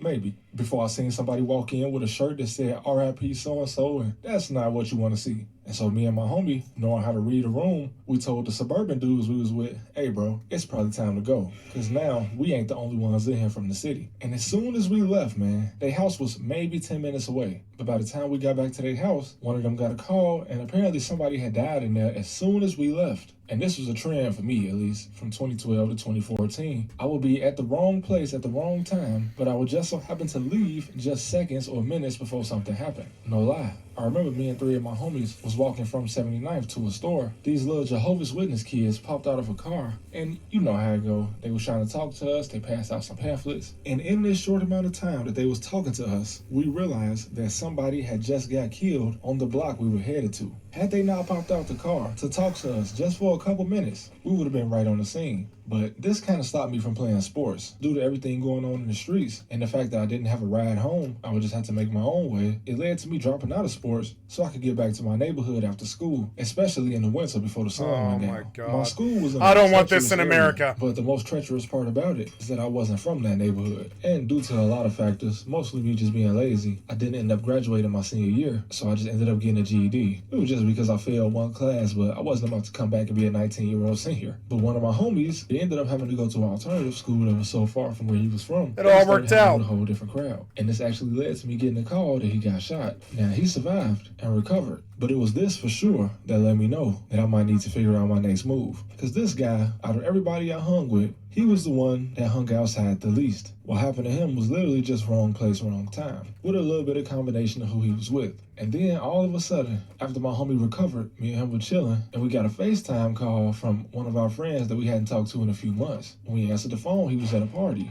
And we was like, where you at? And he said, bro, I'm in college. We was like, yeah, which one? He told us, and he said, hey man, they let anybody in, so y'all might as well apply. And all through high school, we had heard how hard it was to get into college, and you wasn't going to get in there without good grades. And I thought, well, we'll test that out and see if they really let anybody in. And to my surprise, we both got accepted. And this is what took me away from Chicago for the longest amount of time. Even though we was in a small, dingy country town, it felt like we were in Hawaii. But this opened my eyes a lot. I love Chicago, but just growing up on the side that I grew up on, it gave me a messed up view of the world that honestly took years. Denver did that to me too. The first 2 years at college felt like nothing but vacation, bro. To be able to walk around and hang out. Yeah, it was. It was like vacation. In the morning, no gunshots, college was like vacation for me. It was. But being young and stupid, I ended up getting kicked out of college, and I was back at my mama house in Chicago. But it took me a couple years after that to realize that I wasn't living up to my full potential. And it didn't have I intend on going back and finishing now. So I grinded, worked a couple of dead-end jobs. I met my wife. We got a dog, and a little more time passed before I picked up a microphone and tried my hand at YouTube. And for the first year and a half, 2 years really, it wasn't going anywhere, but I had the main thing that you need when you're doing something like this, and that's faith. And after a lot of trial and tribulations, I am where I am today. And some of the stories of my upbringing probably make people glad that they never grew up in a similar circumstance. I don't know, I had kind of a similar life, sort of. In a similar circumstance. It wasn't dangerous to travel where I lived, like Chicago. I got way more good memories than bad. And I always thank God, because make no mistake, I didn't make it out of Chicago alive because I'm smart or because I'm just a veteran or something. It was a blessing. But it could have been harder because I had a loving family and still do. But you gotta have faith. People will look anywhere for it. You gotta have fortune faith. teller, a tarot card, or some type of substance abuse. But it's only one kind of faith that can pull you out of a bad situation. But I love you guys, man, and I want to thank you for 100K subscribers. And that's coming from a kid from 79th Street. I'll never forget them days when I used to stand on that bus stop on 79th freezing my ass off. And mostly freezing because I was probably trying to look cool and I didn't wear enough layers. But that's all I got for today. I'll see you next time.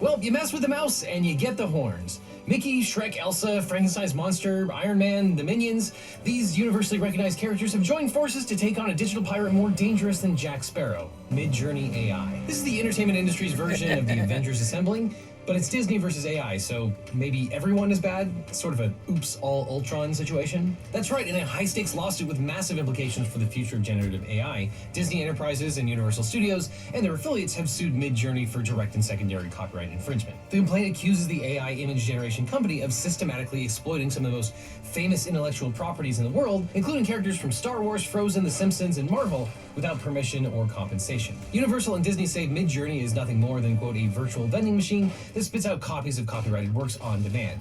And every time someone asks Midjourney to make a Yoda with a lightsaber or Elsa in front of an ice castle, the company cashes in. And anyone who's ever used a generative AI image generator is like, yeah, that's what makes it fun. But Disney and Universal's suit is a test case for the boundaries of fair use, the definition of derivative works, and whether AI companies can legally profit from training on and replicating protected content without consent. But what happens when your AI tool starts churning out images of Darth Vader, Elsa, and Iron Man, but you didn't pay a dime for the rights? Well, Disney and Universal sued Midjourney in the United States District Court for the Central District of California, that is the federal court that's located largely in Los Angeles, alleging both direct and secondary copyright infringement under the Copyright Act of 1976. The complaint accuses Midjourney of blatant piracy, quote, by helping itself to plaintiffs' copyrighted works and then distributing images and soon videos that blatantly incorporate and copy Disney's and Universal's famous characters without investing a penny in their creation. Midjourney is the quintessential copyright free rider and bottomless pit of plagiarism. Gee, tell us how you really feel, guys. But Disney and Universal say that Midjourney's business model relies on reproducing their copyrighted works. Quote, Midjourney had to copy plaintiffs' copyrighted works in order for it to be able to subsequently disseminate reproductions and derivatives of plaintiffs' copyrighted works as outputs. Plaintiffs are referring to their rights under the Copyright Act of 1976, codified at 17 U.S.C. Section 101, and continuing from there, which gives creators exclusive rights to their original works of authorship, such as books, music, movies, art, software, and more. As we've covered many times on this channel, the copyright gives creators the exclusive rights to reproduce their work, prepare derivative works, distribute copies, perform the work publicly, or display the work publicly. And unauthorized use of any of these exclusive rights is copyright infringement. However, the fair use exception allows the unlicensed use of a copyright-protected work in certain circumstances, which we'll talk about later, because that's a main defense for Midjourney. But here are some examples that the plaintiffs cite to confirm that Midjourney directly produces images that infringe on their copyrighted characters. Quote, in response to the prompt Mandalorian carrying Baby Yoda, movie still, screen cap, Midjourney accesses the data about Disney's copyrighted works that is stored by the image service and then reproduced, publicly displayed, and made available for download an image output that copies Disney's Mandalorian and Baby Yoda, as shown in the screenshot. In response to the prompt Olaf Frozen cartoon, Midjourney came up with this screenshot. In response to the prompt Poe character from the animated film Kung Fu Panda, full body view, screen cap, Midjourney produced this image. So you get the idea. Now there's just pages and pages of these examples, and this is a generally really well-written complaint that really utilizes photos and pictures well, which you don't often see in a federal complaint. But it's just an overwhelming number of examples of outputs that likely infringe on Disney's copyrights. There's not going to be much of a debate here that these particular outputs infringe on Disney's IP. But the complaint alleges that Midjourney is not a passive tool in creating infringing images. Rather, Midjourney controls what content is used to train its AI models, how it's processed, and what outputs are allowed. And plaintiffs say that Midjourney engaged in the following conduct to train its image service. First, Midjourney gathers the copyrighted works from the internet and other sources using, quote, bots, scrapers, stream rippers, video downloaders, and web crawlers. In another context, Midjourney's CEO said the company, quote, grabs everything they can, they dump it in a huge file, and they kind of set it on fire to train some huge thing. Second, to prepare the data for ingestion, Midjourney cleaned the copies of the underlying works that were collected in the previous step through a filtering process and reformatted, such as converted them to a common technical format, the copies that were not filtered out in the cleaning process to train its image service. This step necessarily included creating more copies of the materials obtained in the gathering phase, such as a new copy of each reformatted item. And third, the companies allege that Midjourney uses the collected and cleaned data and copyrighted works to train its image service. Now, the plaintiffs admit they don't know exactly how Midjourney completes this process, but that will be the subject of discovery, I'm sure. And the companies believe this process involves, quote, fixation of copies of plaintiff's copyrighted works in a tangible medium for which the work can be perceived, reproduced, or otherwise communicated with the aid of a machine or device. And the plaintiffs point out that for Midjourney to work, the copying has to be pervasive, creating copies upon copies of copyrighted imagery. Quote, indeed, in true vending machine form, Midjourney distributes and displays copy after copy of plaintiff's iconic copyrighted characters to its subscribers and its website as part of its Explore feature. These copies often contain extensive infringing nuance and detail, background elements, costumes, and accessories beyond what was specified in the prompt. And according to the complaint, Midjourney seems to generate infringing images even when the prompts do not directly reference copyrighted material. For example, when a researcher entered the prompt, popular 90s animated cartoon with yellow skin into the service, Midjourney generated an image of The Simpsons. When a research team used the prompt, quote, black armor with light sword, movie screen cap AR 16:9, V6.0, style raw, Midjourney created images of Darth Vader and the Mandalorian. Furthermore, when the researchers entered a single word, screen cap, Midjourney came up with images of Spider-Man, Loki, and Elsa, apparently from the films featuring those characters. And Midjourney markets its service by using copyrighted images on its Explore page, which is accessible to subscribers and non-subscribers alike. Quote, there, as an added service to subscribers, Midjourney subscribers can search the various images previously generated by Midjourney for other subscribers. As shown below, this Explore page contains a seemingly limitless trove of infringing copies of plaintiff's copyrighted works. For example, if you search for Baby Yoda on the Explore page, Midjourney publicly displays images of the Din Grogu character, colloquially known as Baby Yoda, that Midjourney has generated and distributed to its subscribers. And plaintiffs claim that Midjourney is using people's desire to see things like Grogu dressed for Halloween as a draw for subscribers. Quote, Midjourney's Explore page manifests its express intention and desire to attract Midjourney subscribers and increase its revenue by exploiting the availability of infringing plaintiff's content and its ability to reliably reproduce plaintiff's copyrighted works for its subscribers. Midjourney reportedly earned over $300 million in 2024 and has millions of paying users. Midjourney charges a subscription fee ranging from $10 to $120 per month, and Universal and Disney argue that this economic success is built on the back of unlicensed use of their popular characters. Disney and Universal stress that the entertainment industry has invested billions of dollars over the decades to create the iconic characters that Midjourney is now freely imitating. And they assert that Midjourney's infringement is not incidental or accidental, but calculated and willful. Quote, Midjourney's infringement of plaintiff's copyrighted works is manifestly willful. Counsel for plaintiffs sent Midjourney letters detailing Midjourney's extensive infringement of plaintiff's copyrighted works, attached as Exhibits C and D. In this letter, Disney put Midjourney on notice that its image service was generating images of Disney's iconic characters, including The Simpsons, Spider-Man, several Guardians of the Galaxy, characters including Groot, Drax the Destroyer, and Rocket, and the Star Wars droids R2-D2 and C-3PO, Stormtroopers, and Buzz Lightyear. Similarly, Universal put Midjourney on notice that its image service was generating images of its iconic characters, including Shrek, Hiccup, and Toothless from the How to Train Your Dragon film franchise, Boss Baby, Poe from Kung Fu Panda, and the Minions from Despicable Me and Minions film franchises. Not that it's dispositive, but the complaint alleges that Midjourney did not respond to the plaintiff's letters, and instead the company allegedly doubled down on its infringement. 4 months later, it announced a new and improved version of its service, dubbed V7, and shortly before plaintiffs filed suit, Midjourney's CEO touted its upcoming video service, noting it works well with images from Midjourney. And the plaintiffs argue that Midjourney has full capacity to prevent the creation and display of infringing material, especially since it already uses filters to block nudity and violent content. And the plaintiffs are concerned that, quote, Midjourney is very likely already infringing plaintiffs' copyrighted works in connection with its video service. Now, willful copyright infringement occurs when someone knowingly and intentionally violates copyright law, and this means that they are aware that their actions are infringing on someone else's copyright, and they proceed anyway, either with knowledge or with reckless disregard for the copyright holder's rights. Now, the legal claims here aren't that different from the many lawsuits that have already been filed against AI companies and are currently in process, though there is an emphasis on the outputs of the AI and not just the claimed illegality of using the copyrighted material for inputs and training. But what is different is this is Disney and Universal. This represents the entertainment industry going to war against AI.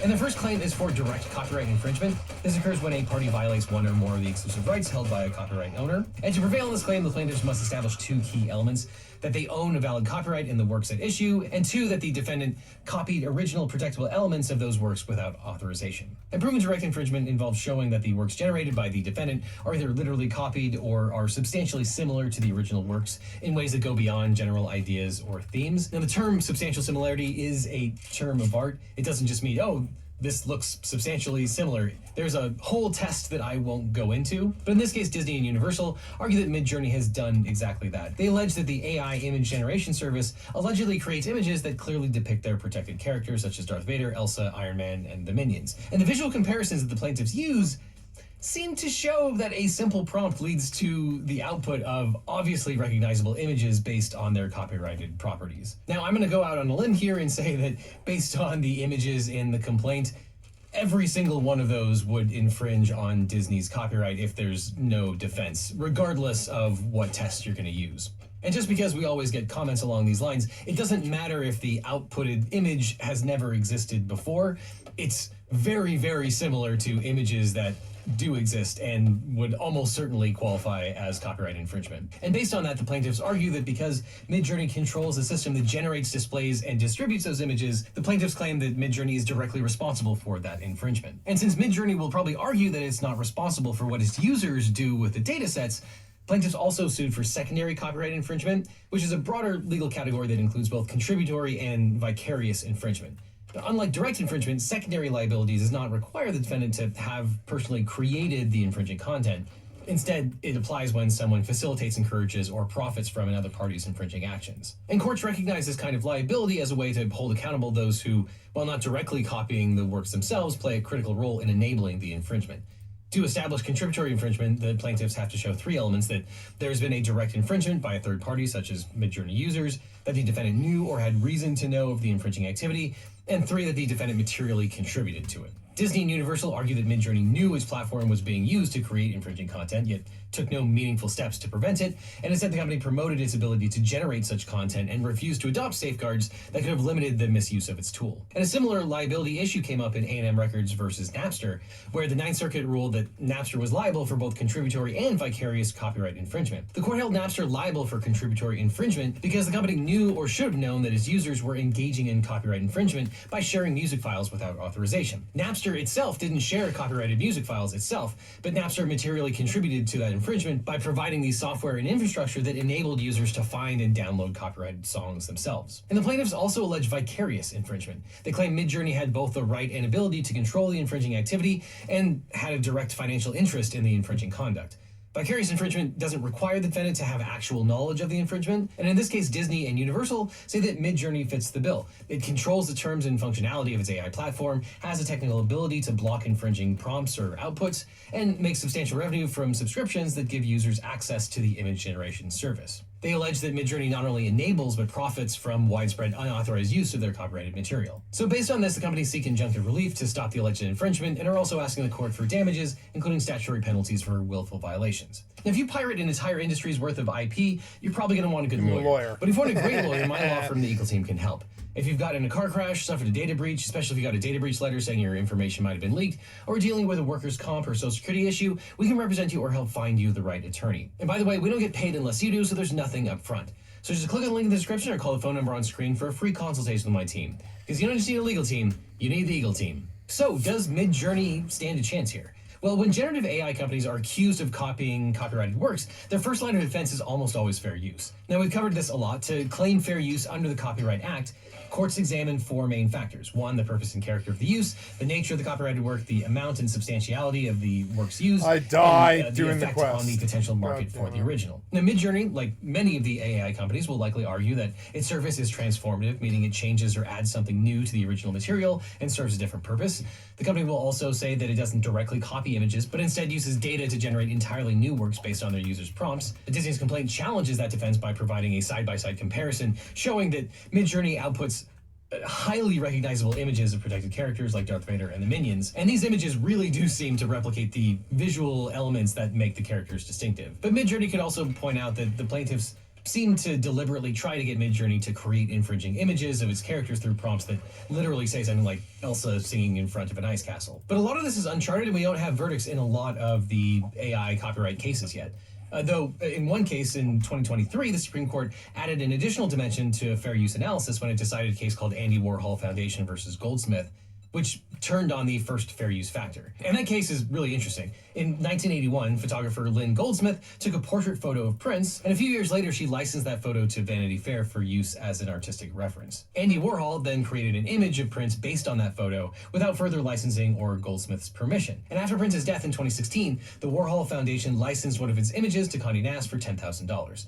Now, Goldsmith didn't receive anything and sued the Warhol Foundation for copyright infringement. And the Supreme Court ruled that the Warhol Foundation infringed on Goldsmith's copyright. The court held that the licensing of the resulting Warhol image for commercial use as basically a magazine cover was not protected under the fair use doctrine. And writing for the majority, Justice Sonia Sotomayor explained that, quote, if an original work and secondary use share the same or highly similar purposes, and secondary use is of a commercial nature, the first factor is likely to weigh against fair use, absent some other justification for copying. And the artwork Warhol made from Goldsmith's image, dubbed Orange Prince, may be visually distinct and carrying a different enough artistic message to qualify as fair use, but that did not mean the Warhol Foundation could license Orange Prince to a magazine where it would be used in the same context as the Goldsmith photo it was based on. And that decision carried major implications for AI-generated content. Like Warhol, Midjourney creates works that may look different from the copyrighted materials used as inputs, yet those materials still form the backbone of what's being generated.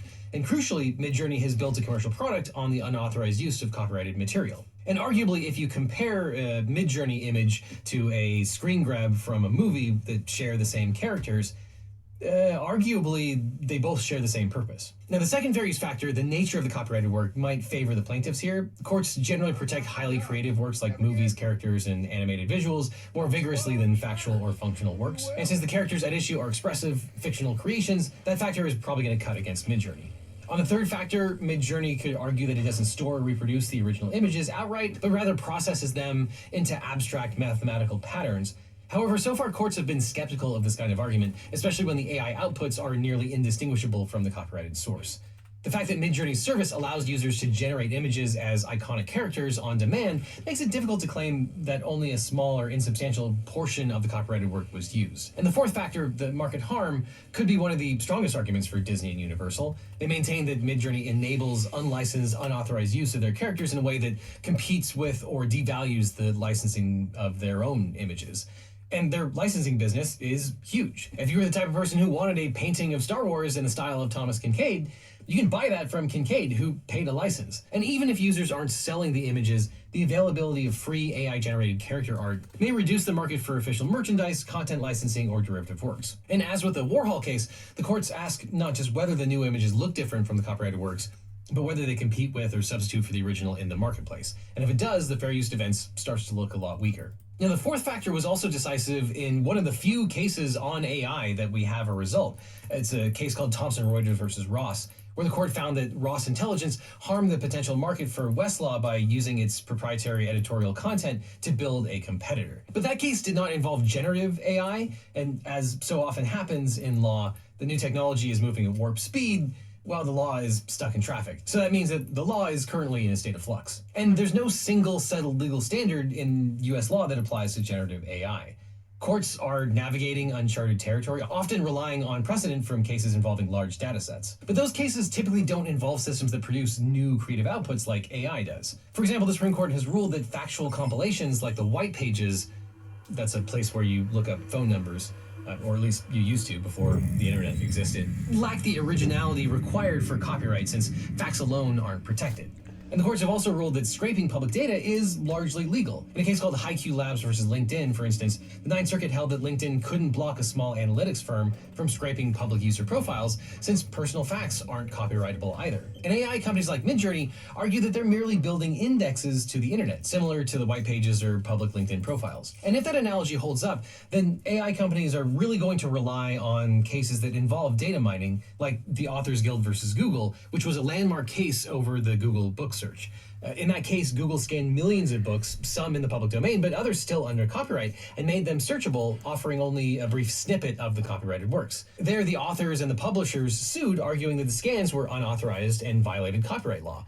But after a decade of litigation, the Second Circuit ruled in Google's favor, holding that the digitization and snippet display were fair use. And the court found that Google's use transformative because it created a searchable index that didn't replace the market for the original books. Readers still had to buy the book to read it. So using copyrighted works to train or power a new tool, especially one that doesn't substitute for the original, can qualify as fair use. And AI companies argue that just like Google, their scraping is protected by fair use.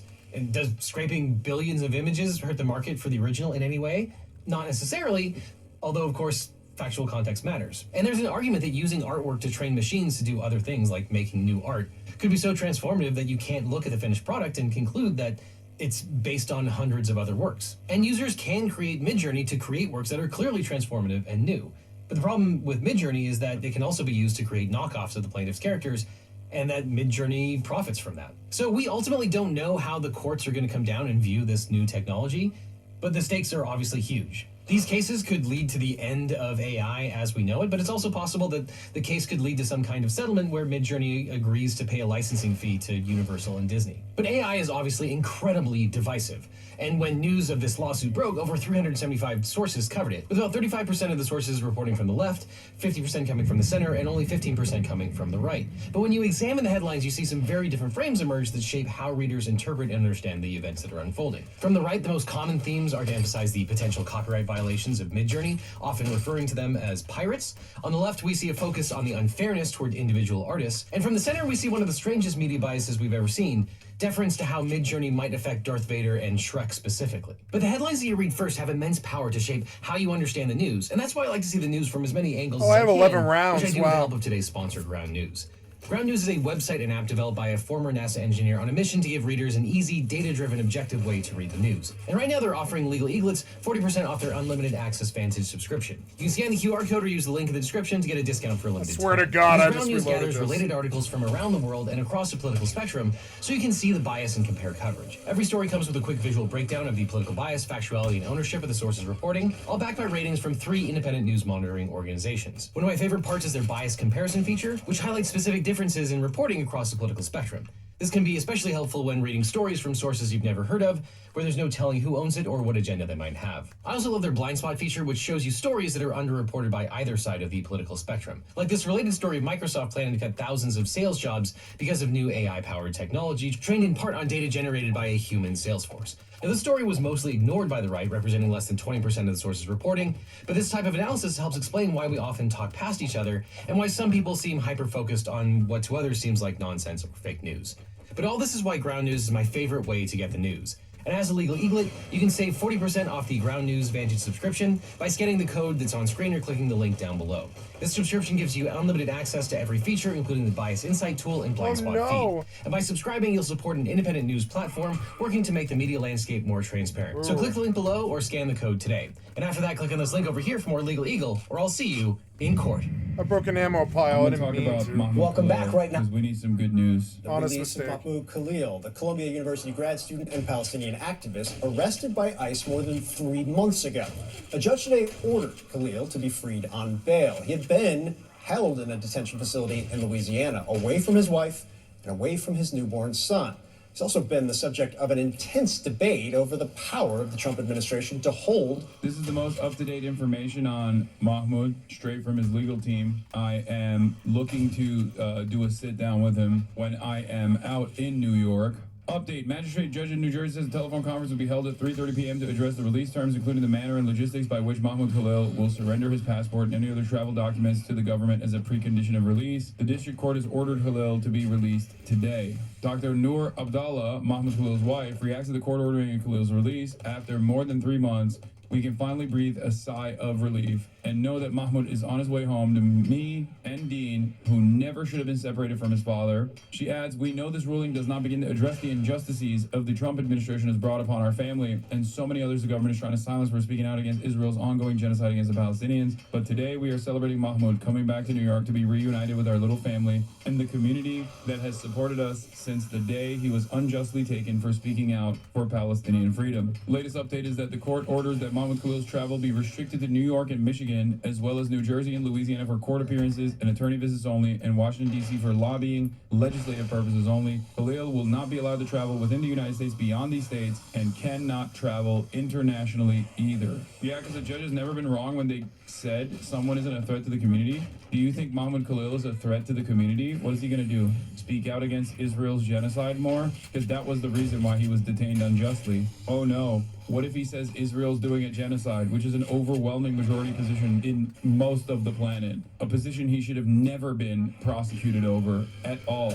A grave injustice has been committed towards Mahmoud Khalil and his entire family. The idea that he should have ever seen the inside of a prison is spectacularly cruel, and only a dump that does not even understand how this kind of dangerous precedent could potentially harm them in the long run would ever entertain such a ridiculous act of aggression against someone who is just simply speaking the truth. When I see stuff like this, for the record, when I see people say stuff like this, I don't get mad, and I don't think you should either. I mean, when it becomes overwhelming, it like really frustrates me, but when someone reaches a certain point of fervor, it's very obvious that they're doing that because of a severe insecurity. Only incredibly weak people look to an incredible encroachment upon all American civil liberties and says that's good and we want more of that. The only reason why they get this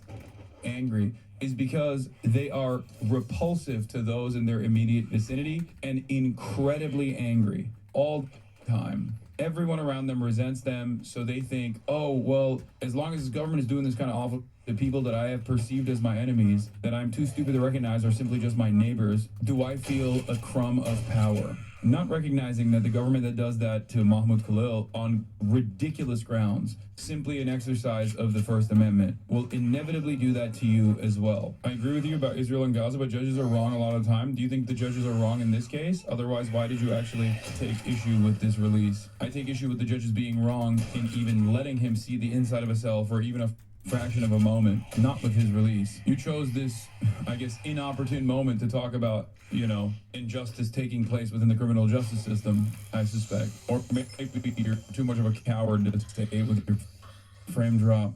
Immigration crackdown, which targeted pro-Palestinian protesters on U.S. University campuses. And since that push, which started 3 months ago, many of the students have actually been released, all of them except Khalil. In the meantime, he's missed his graduation, the birth of his son, and he's been kept away from his families and his attorneys. Now, 2 weeks ago, the judge in this case said that he was going to order Khalil's release, but the government appealed that decision, saying that there was an outstanding charge accusing Khalil of lying on his green card application, something that his lawyers have denied. Now, his lawyers renewed their request for the court to issue bail, and that's exactly what happened here today. Khalil will be released. He said that the outstanding matter is a civil matter in immigration court, certainly not a criminal matter, and we are expecting to hear some detail about the conditions for his release, including the surrender of his passport and travel conditions. Here's what his wife, Dr. Noor Abdallah, said upon learning about his release. Quote, "We know this ruling does not begin to address the injustices the Trump administration has brought upon our family and so many others." Republicans complain about the fantastical Democratic president arresting people for thought crimes. And when their guy actually unironically does that for a foreign state, he didn't even say anything against America, which still would be unacceptable, while simultaneously going, "Shalom, Mahmoud. This is what you get for speaking out against Israel." And these dumb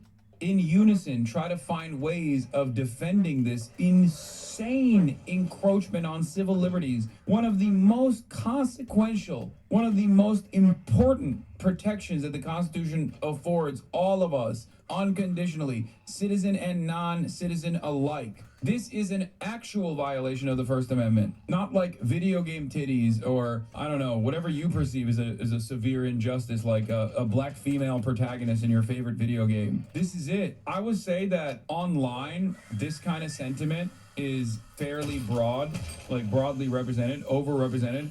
I don't think in the real world there's this much support for deporting people. The Trump administration was trying to use this antiquated statute that was little used historically to justify detaining and deporting Mahmoud Khalil and others because they were ostensibly a threat to our foreign policy by virtue of lawful political expression. And the judge unequivocally rejected the government's claim and said that holding him on these grounds was unconstitutional. So today's ruling, last week's ruling and today's ruling combined are a vindication of Khalil's rights. They're a vindication of the First Amendment and our democracy, but the case is not over. We still have to get all the charges dismissed, dumped. These are trumped up charges, literally, figuratively, and we need to make sure that the Trump administration gets the message, and they should with today's ruling, that you cannot deport people based on lawful political expression. You cannot retaliate against people for exercising First Amendment rights, whether they're citizens or not.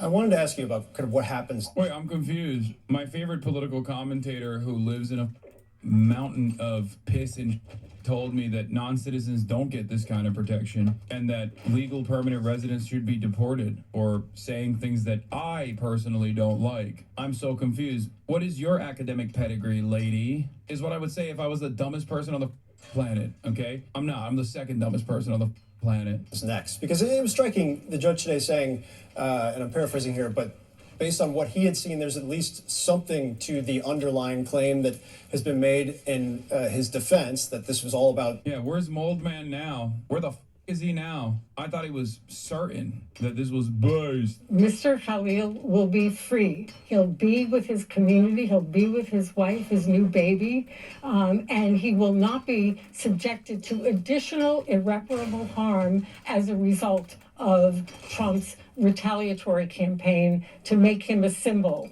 and to deport him. So the case will go on, and we're hopeful that we will be successful. We're confident because he is right. He has every right to be here. He's a lawful permanent resident. He's got a green card, and he has done nothing wrong to justify the treatment. We will certainly be watching every step of the way. Donna Lieberman, New York ACLU, thank you so much. Thank you. ACLU, actual communist lawyer union, probably, right? Clearly not an institution tasked with defending civil liberties or anything like that. Classic. Of course they would be saying such things, saying such silly things. And that's the end of the list. Let's go back.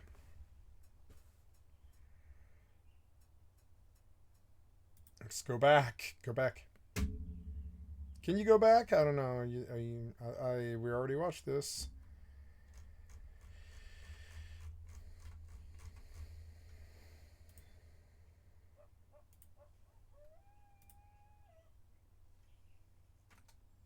Are you aggro to me?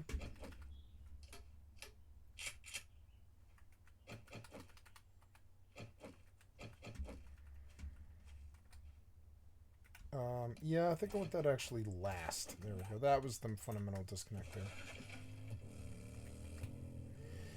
The nice things about this, I can take this all home, I guess. I don't need to take it all home, so I probably won't. There's so much room.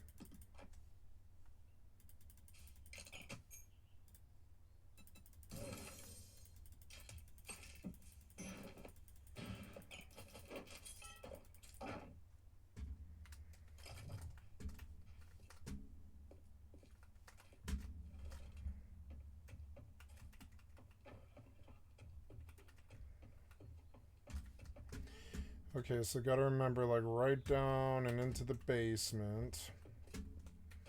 You know, I can probably drill down. Let's find out. Let's see where drilling down right below the door.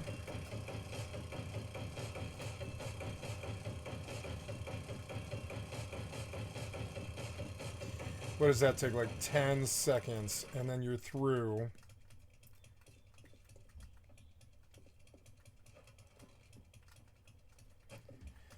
Not directly to loot, but yeah, I mean pretty much to loot. Now, you probably want to box back up again because this aggro's the whole goddamn house. But yeah, we see that you pretty much want to drill down from the front door. I'm just trying to like figure out fast clears.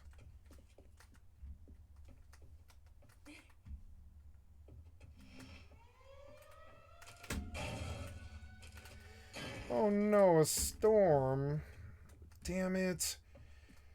I mean, I don't know. I guess it doesn't really matter. I have enough room to loot. It's fine. I'll sit in this house and then reset it. Or no, I'll just run it again. And I'll just come into the house immediately.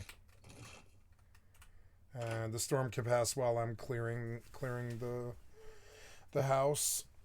Because I can just duck inside and drill down.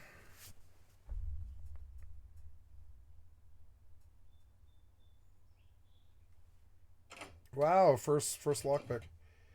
Nice, hey, some bandages. If that's the case, then I'll use one then.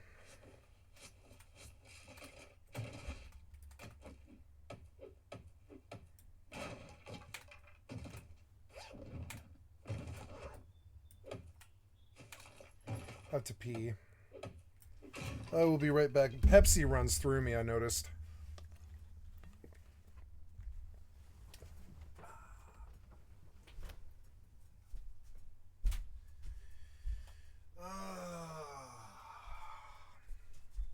Oh, stiff. I walked for 2 hours again. It's like, so stiff.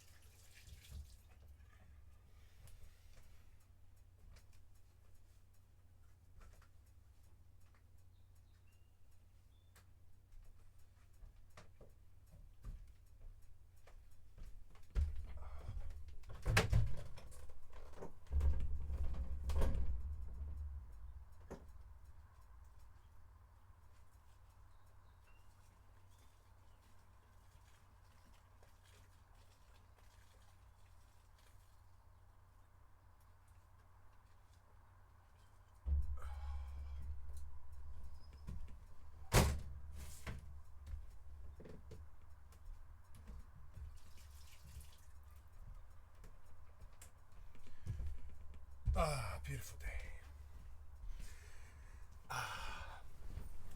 My house is clean.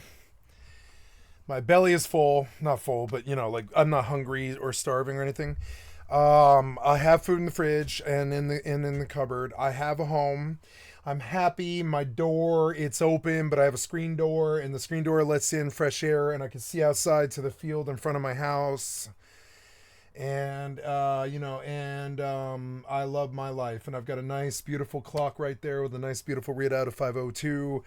I'm looting a base in 7 days, and I'm just enjoying my life. I'm having fun. I'm just trying to show the world how to have fun. Like, I just, I do enjoy this, as dumb as it is. I walked for 2 hours. I got whatever sun I could get today, even though it's overcast and stuff, and I helped my family with the garden.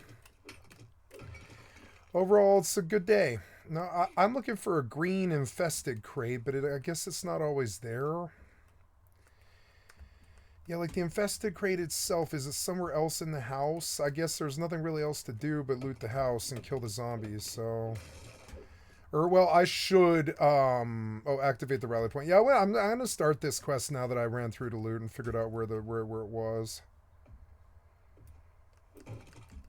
So out there, we're going to go out here. I'm going to stash on the bike. Ah. Ooh, machine gunner. Ooh, more accurate. Nice. That's really good.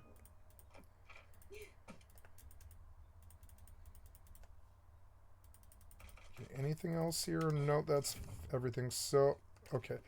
So now I'm taking some damage, but that's alright. I've got to start the quest. Okay, and then we come over here. We pop this door. What was that? What hurt me? Oh, the storm, the storm. Okay, we come in, and we drill down. Oh.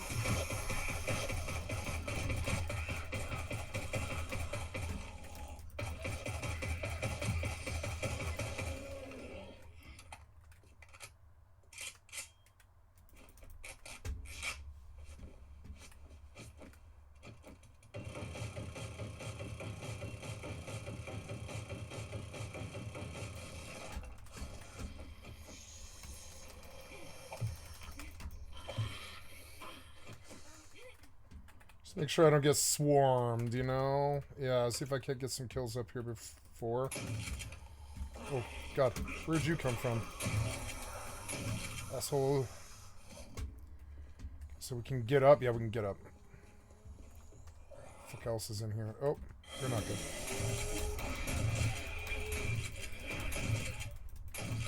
Nope. I'm gonna die. No! It was instant! They pinned me instantly! Come on, man! Like you can't move around these mobs. It's fucking garbage. You get wedged against the wall instantly and die every single time. It's so stupid. Come on, man. Ah, so annoying. So annoying.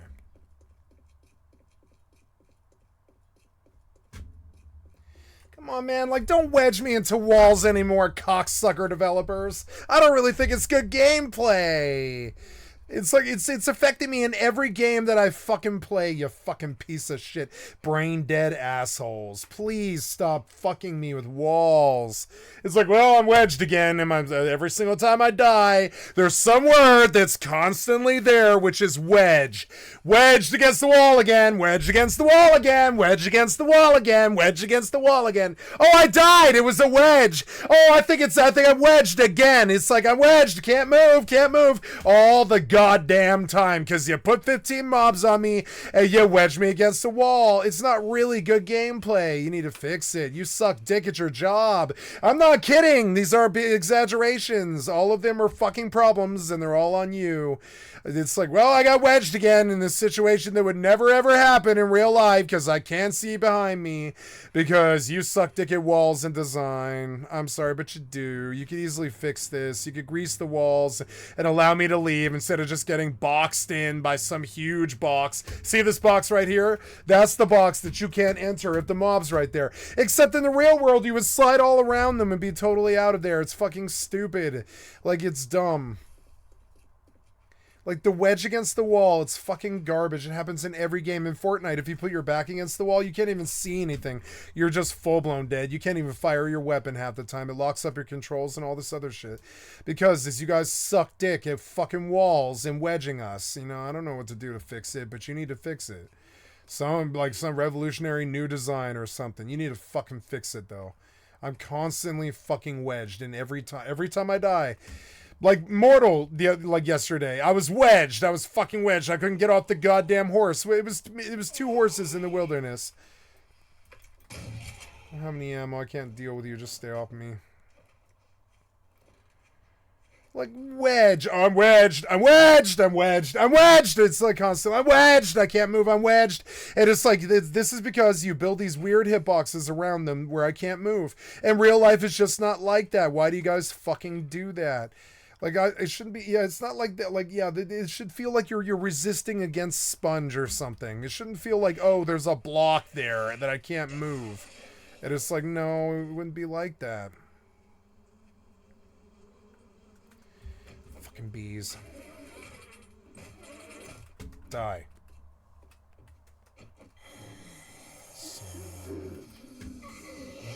Please. God damn it, please. Ugh. Please. Why are you on the floor? Please, please, please. Please reload. Please reload. Get up the stairs. Get up the stairs. Med. Run, run, run, run, run, run, run, run. Oh. Oh. Go. Go.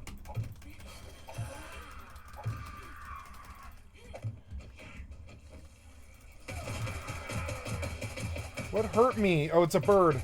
Bird, bird, bird. Ah, 2 birds. Kill the birds.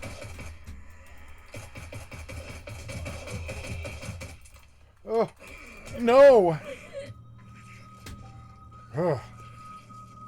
At least I got the bag out. Jesus, man. Well, I'm learning. I'm learning how nasty the game can be. I'm learning. Well, yeah. Ah, you're so annoying.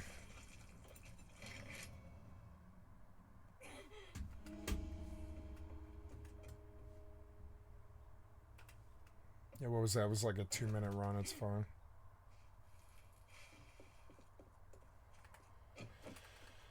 I'm out of ammo on like all my guns, so it's just like a run to the bag type thing.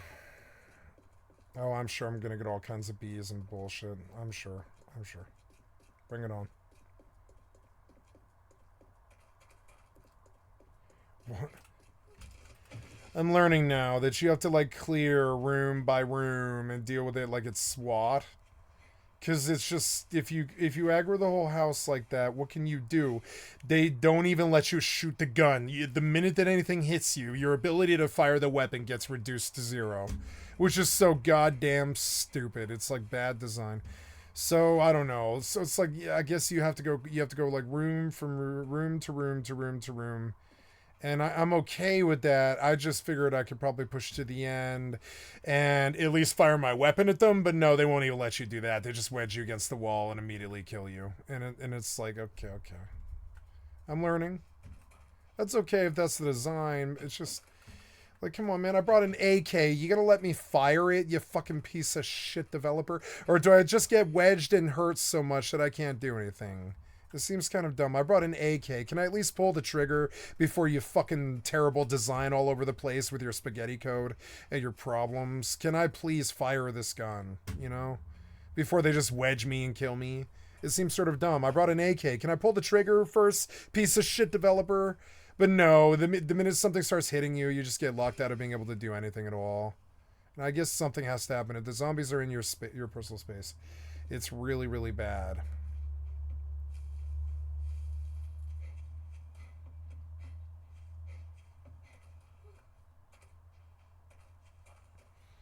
Just learning the game. It's not like I have that much hours in this. Like 200 or something. I have all 48 achieves.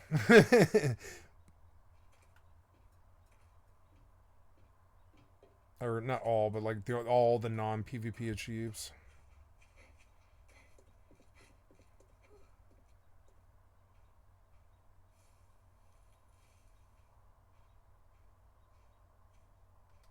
So here we go. Yeah, I didn't use any meds, really. I used like a band-aid, so that's okay. Main thing is meds. Let's try again. Where are these guys? Can I fire the weapon this time? Where are you?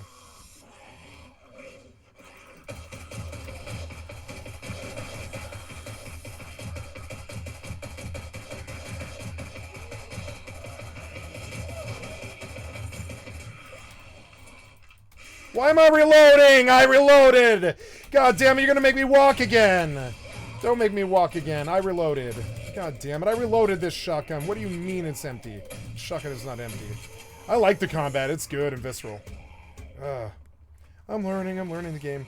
Reload, reload, reload, reload, reload. I'm gonna have to produce my own ammo. I'm gonna save all my points.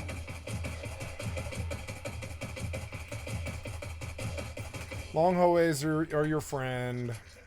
Always thinking exit.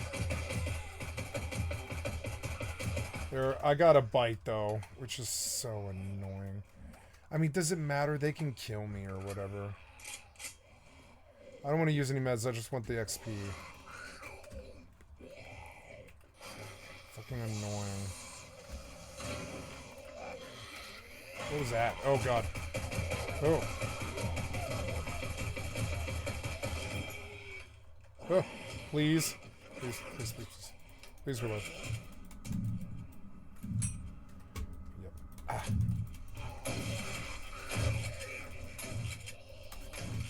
Oh, get up and reload. Get up and reload. What?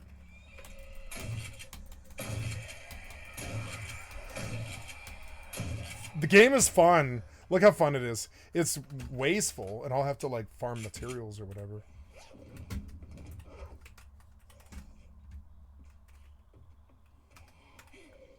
I like the combat. It's fun. I'm learning to just clear rooms. I've never done a tier 4 by myself, so I have no idea what to expect at all.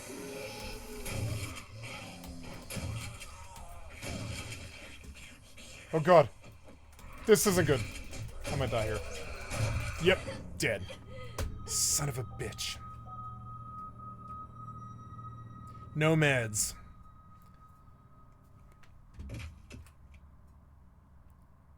Forgot to reload.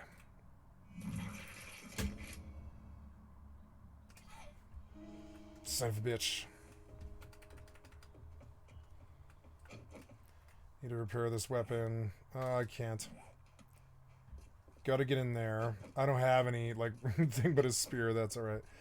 I can probably get to the bag. I can always bring ammo if I need to. And I need to repair guns and just get out of the building, pretty much. To the roof. But I'm learning how nasty it can be. I was just testing the boundaries of what a tier 4 infested was like by myself, and I began to understand that you have to take each room seriously, and it's like Siege, and if the zombies bite you, you have to walk back. You know, I could do some bedroll abuse here, where I just take the bedroll with me, but if I don't get the bedroll down, I lose the spawn, which is insane. But I could do bedroll abuse where I just spawn at my body and just run in there. Because I'm learning, like, you don't want to spend any, like, resources beyond the bullets. And the bullets you can probably replenish, but the... Yeah. Well, I don't know. I don't know if I have enough ammo to clear these by myself. It's like, I don't know. We'll see.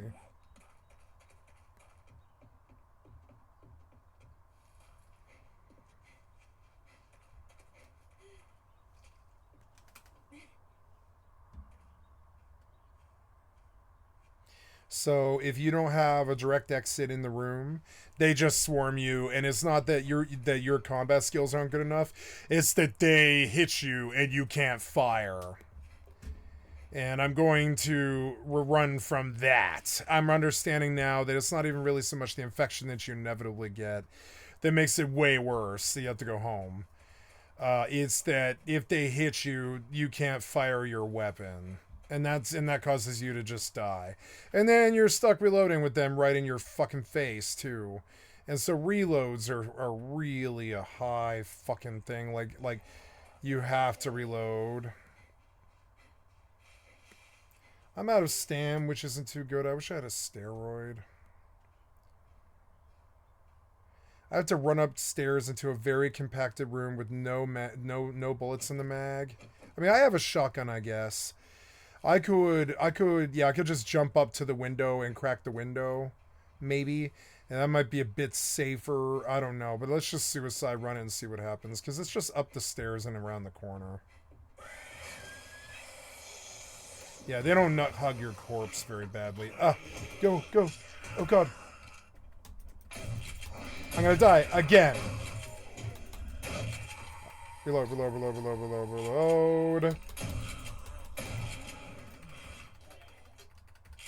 That was a little bit better. I didn't get a bite. Yay, stuff.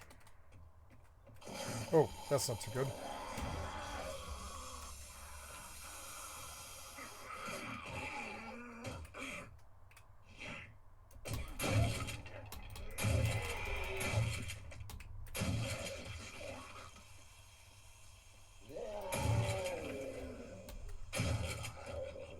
Ooh, point blank to Lumberjack with the shotgun's pretty good. I should have sneak attacked him. Reminds me of good. It's like the best zombie game I've ever played. Definitely, like, it feels good now because they're like, ah, what the fuck is this? Ah, where'd you come from? Oh, bees. Where are they? Stupid bees, die. Die, bees. Die, bee. Ugh. Die. Die, fucker. The bees. The bees. The bees are gonna knock me. I don't understand why they're not dead. I've hit them so many times. God damn it, die. God damn it, die. Ooh, the combat's really good in the tier 4s. It's gripping and like fun to watch. Ah. Okay, no bite, but I am hurt. I could waste a bandage, but that's not really the ideal. And I still don't think I got the basement loot. But I could take a trip to the bike and dump this. Oh, God. I mean, that didn't really help. I could do a run back, but I mean, I do need to get that really good stuff down there. Who else is here? I'm looting the loot room, bitches. What are you gonna do?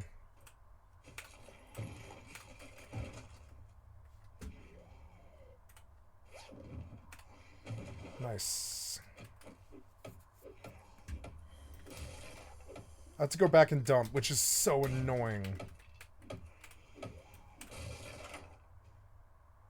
But I learned. The Red Church residents. Man, learning the monuments.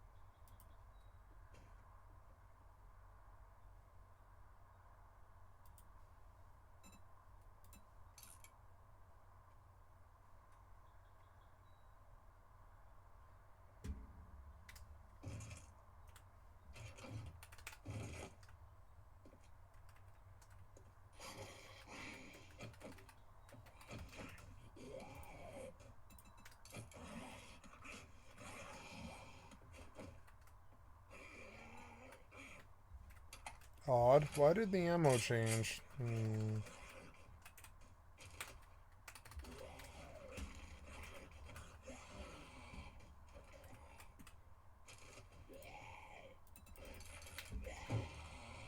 Well, it's 4 in the morning. I could try again.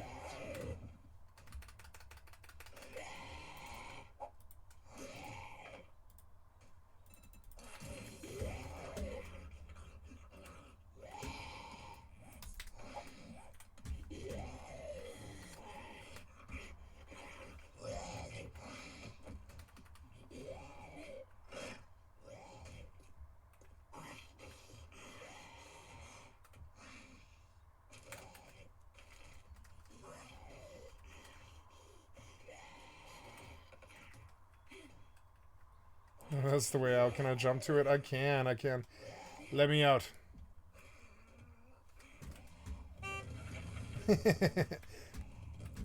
Alright, well, at least it's dawn and I'll be able to take another quest. Hopefully this one. And come back and try again. Or the other one. And just get good at doing these ones or whatever. I'll take it more seriously. I thought I could kind of like pimp boy, you know, just like storm my way in there with my automatic weapons and just take that place. And yeah, to a degree you probably could with a chain gun. But I mean, you can't ever get hit by them or it just removes your ability to fight. It's so like, I don't know, like, and I'm not used to that yet, so I'll take them more seriously now. Motorcycle's a lot faster. It's nice. Bacon's been hitting those pumps.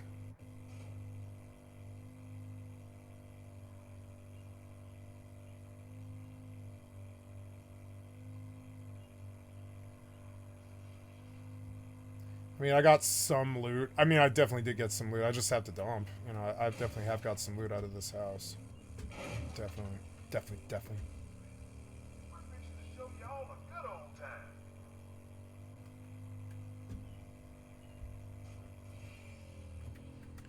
All my trees.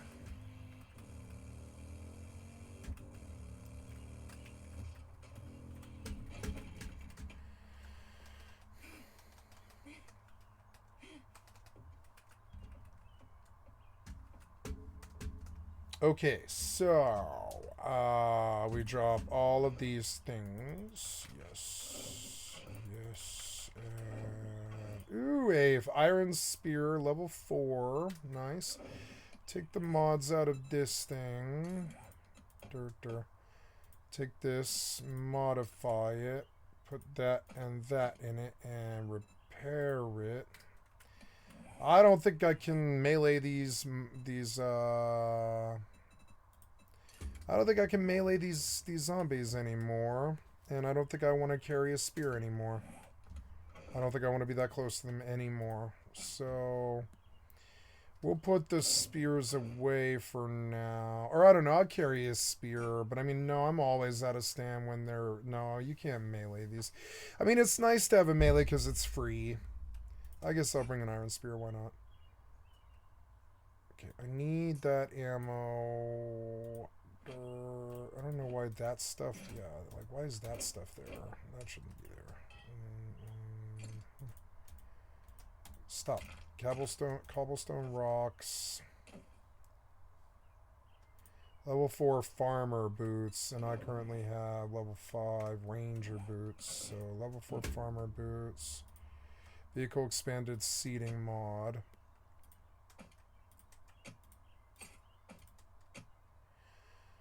Whole bunch of armor fittings mod. I don't even know what that is. Mobility. Goes in your armor, huh?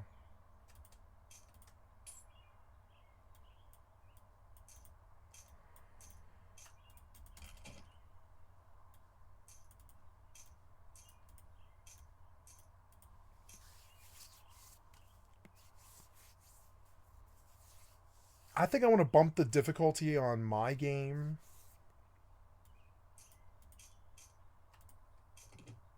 Oh, there's somebody named Flash. Cool.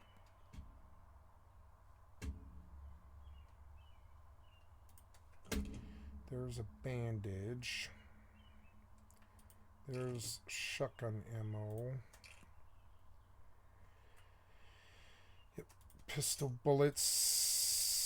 Rifle ammo for my lever action. And then the 7.6 deuce. We've got fancy 7.6 deuce high power. We're going to go dump it in the box and take out low stuff. High power 7.62 for Horde Night.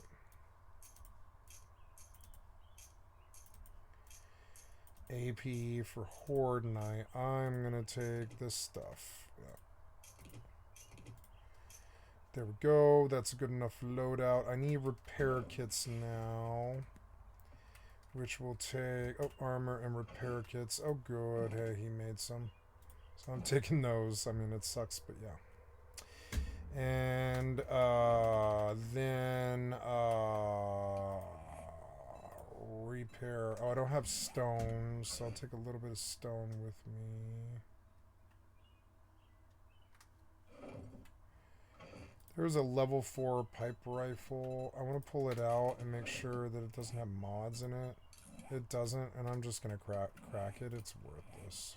Scrap. 30 metal is better than that thing taking up a slot.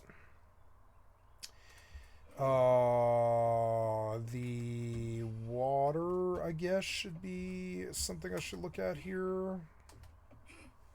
Oops.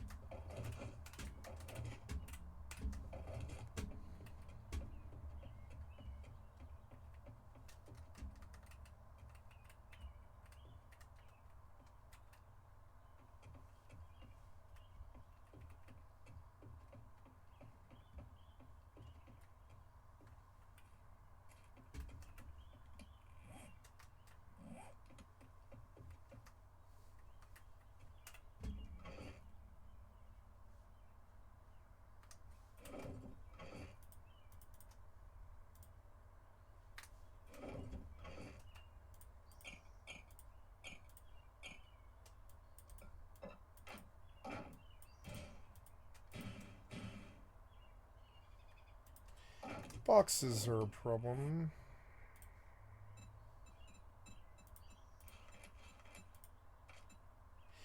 I mean, it sucks, but I do need that much, and I am going to use that much wood. But hey, I planted trees, so I have a plan to deal with, you know, our needs.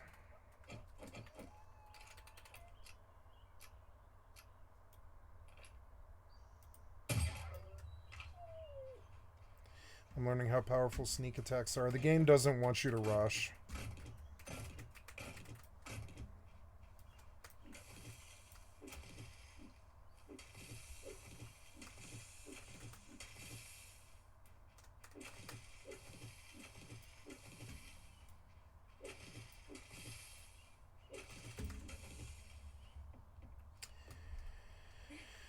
Oh yeah, the stuff that's on the bike.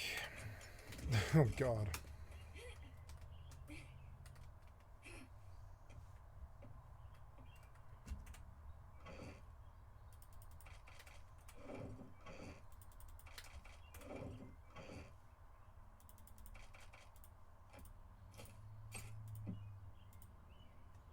Shotgun choke mod schematic. I guess, well, no, maybe Big on values that, actually. He's shotguns, so yeah, maybe we actually keep it, huh? Now I kind of want to pull this and just, oh, and then some of this stuff I want to, just stuff the other boxes with and make sure before...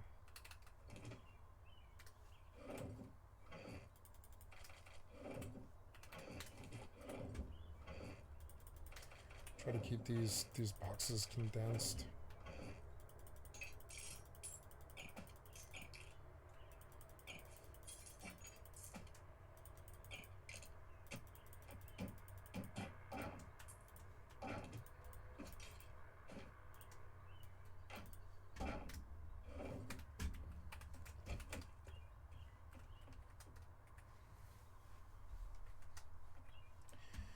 Okay, I will go take another T4 infested clear and see if I can get one of these actually done. I don't know. Learn. I feel like I should be buying meds every time I go to the guy, but I mean, we don't really have dukes.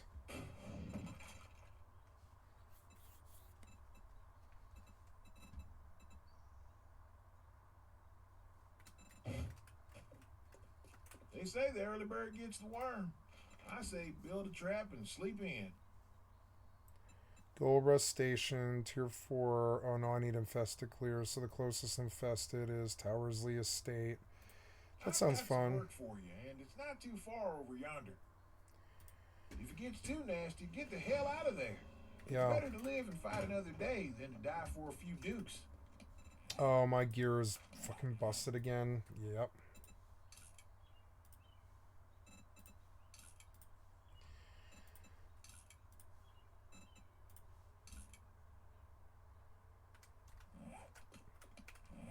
That was a lot of repair kits.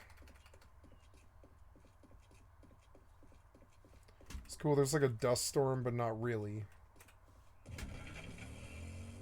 This game's so much better than fucking Minecraft. Let's turn on the music if I'm going to be doing like a solo infested.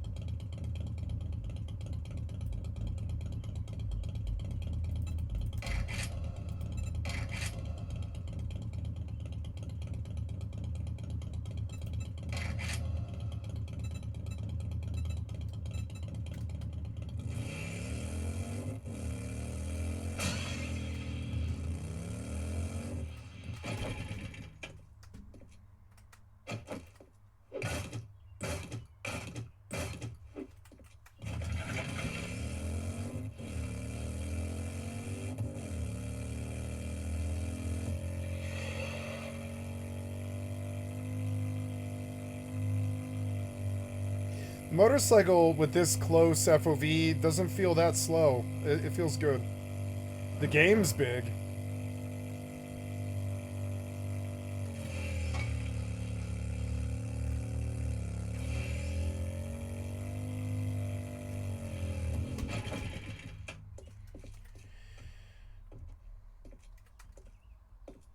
Okay, well let's try and clear like you're supposed to clear. Or I don't know, like half the, let's do the music at like half the time or whatever.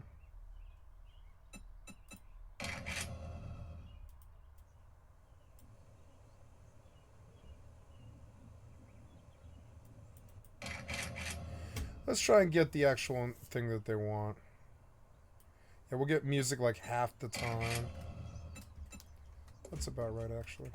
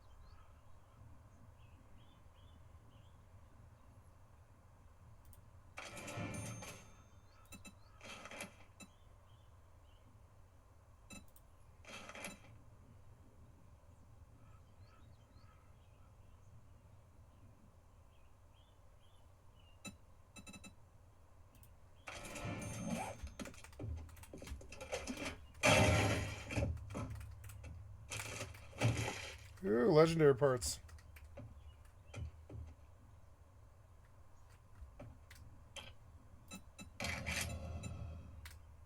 Let's see what a gun sounds like. Yeah, it's a little loud. We'll put it down at like 40. I think 40 is about right for this.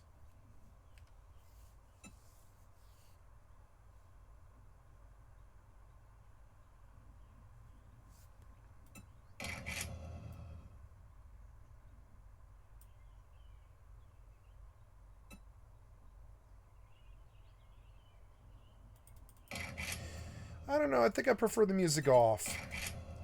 Because to me it like breaks the immersion.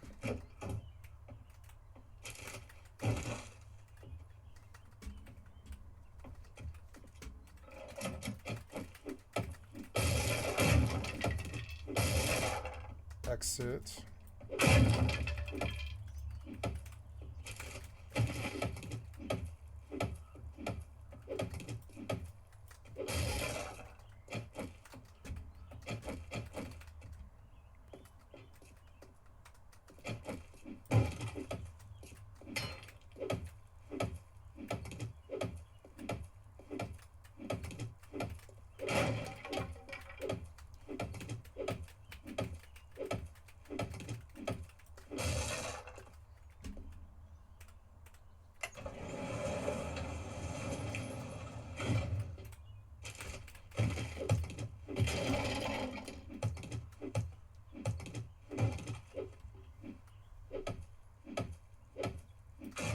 Should have got brass off that, damn it.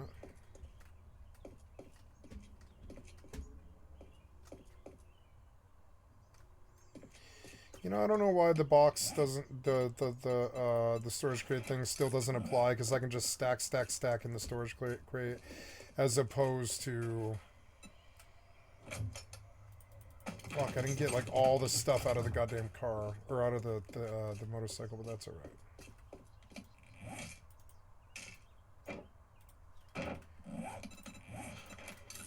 Just gonna put 2 boxes down outside. I'll start carrying like a stack of boxes.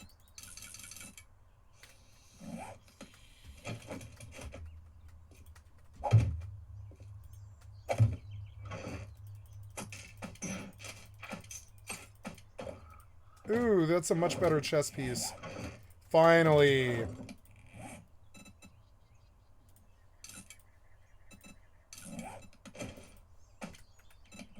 Oh, thank God.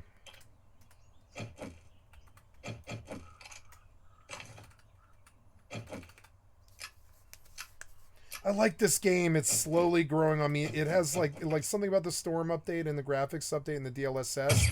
I think I joined the day that it was the right time to join when they added DLSS. That was like, you know, a week ago. Like a week ago, they finally added DLSS, and it was the right time to join the game. It runs so well now. I didn't like how this game played last year, but I do now. Look how smooth that is. Smooth as pussy silk.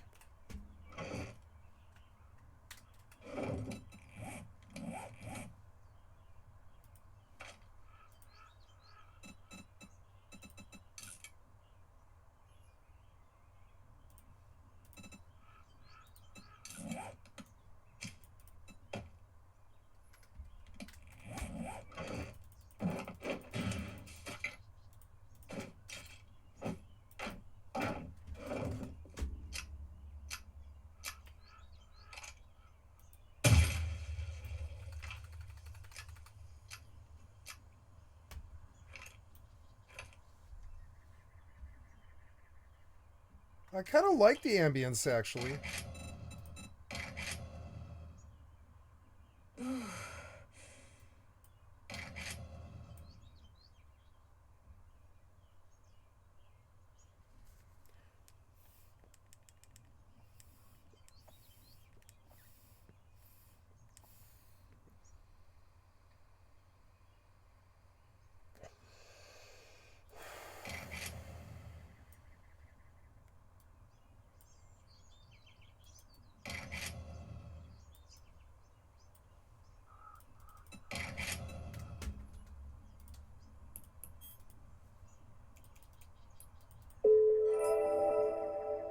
$5.4. I made some money.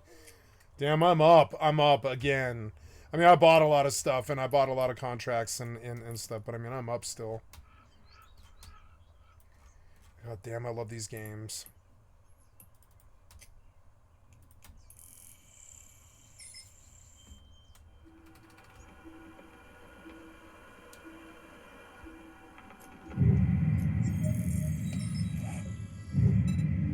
I didn't bring water. Damn it. I'll have to go address that before I start this. I'm learning. It's like Rust. If you don't fucking take it seriously, the game will own you. It's a suitable replacement for Rust.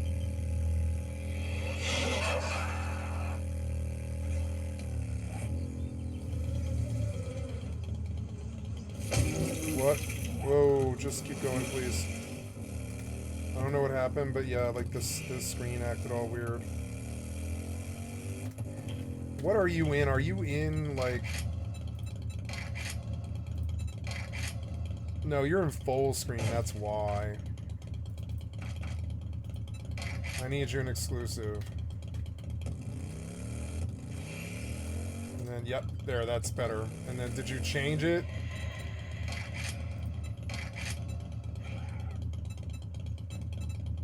So you did, you did.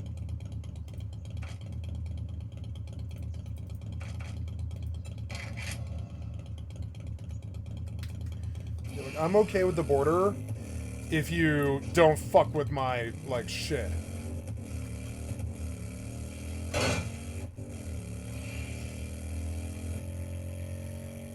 It's noon, it's a nice time to ride.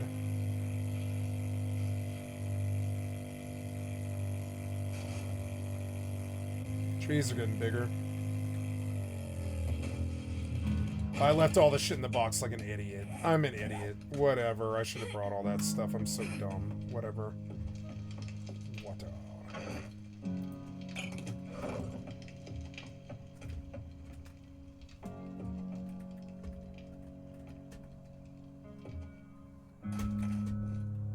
But I mean, it's only like a 60-second ride, though.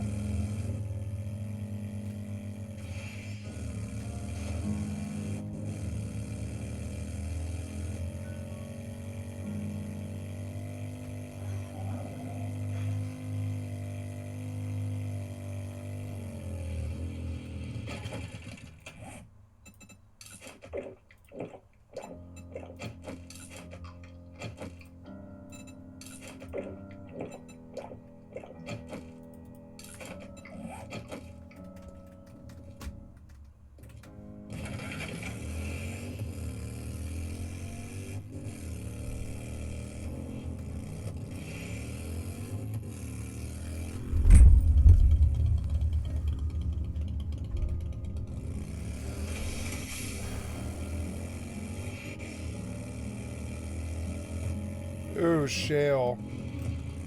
I'm just gonna cap it down like a little bit while I'm on my way.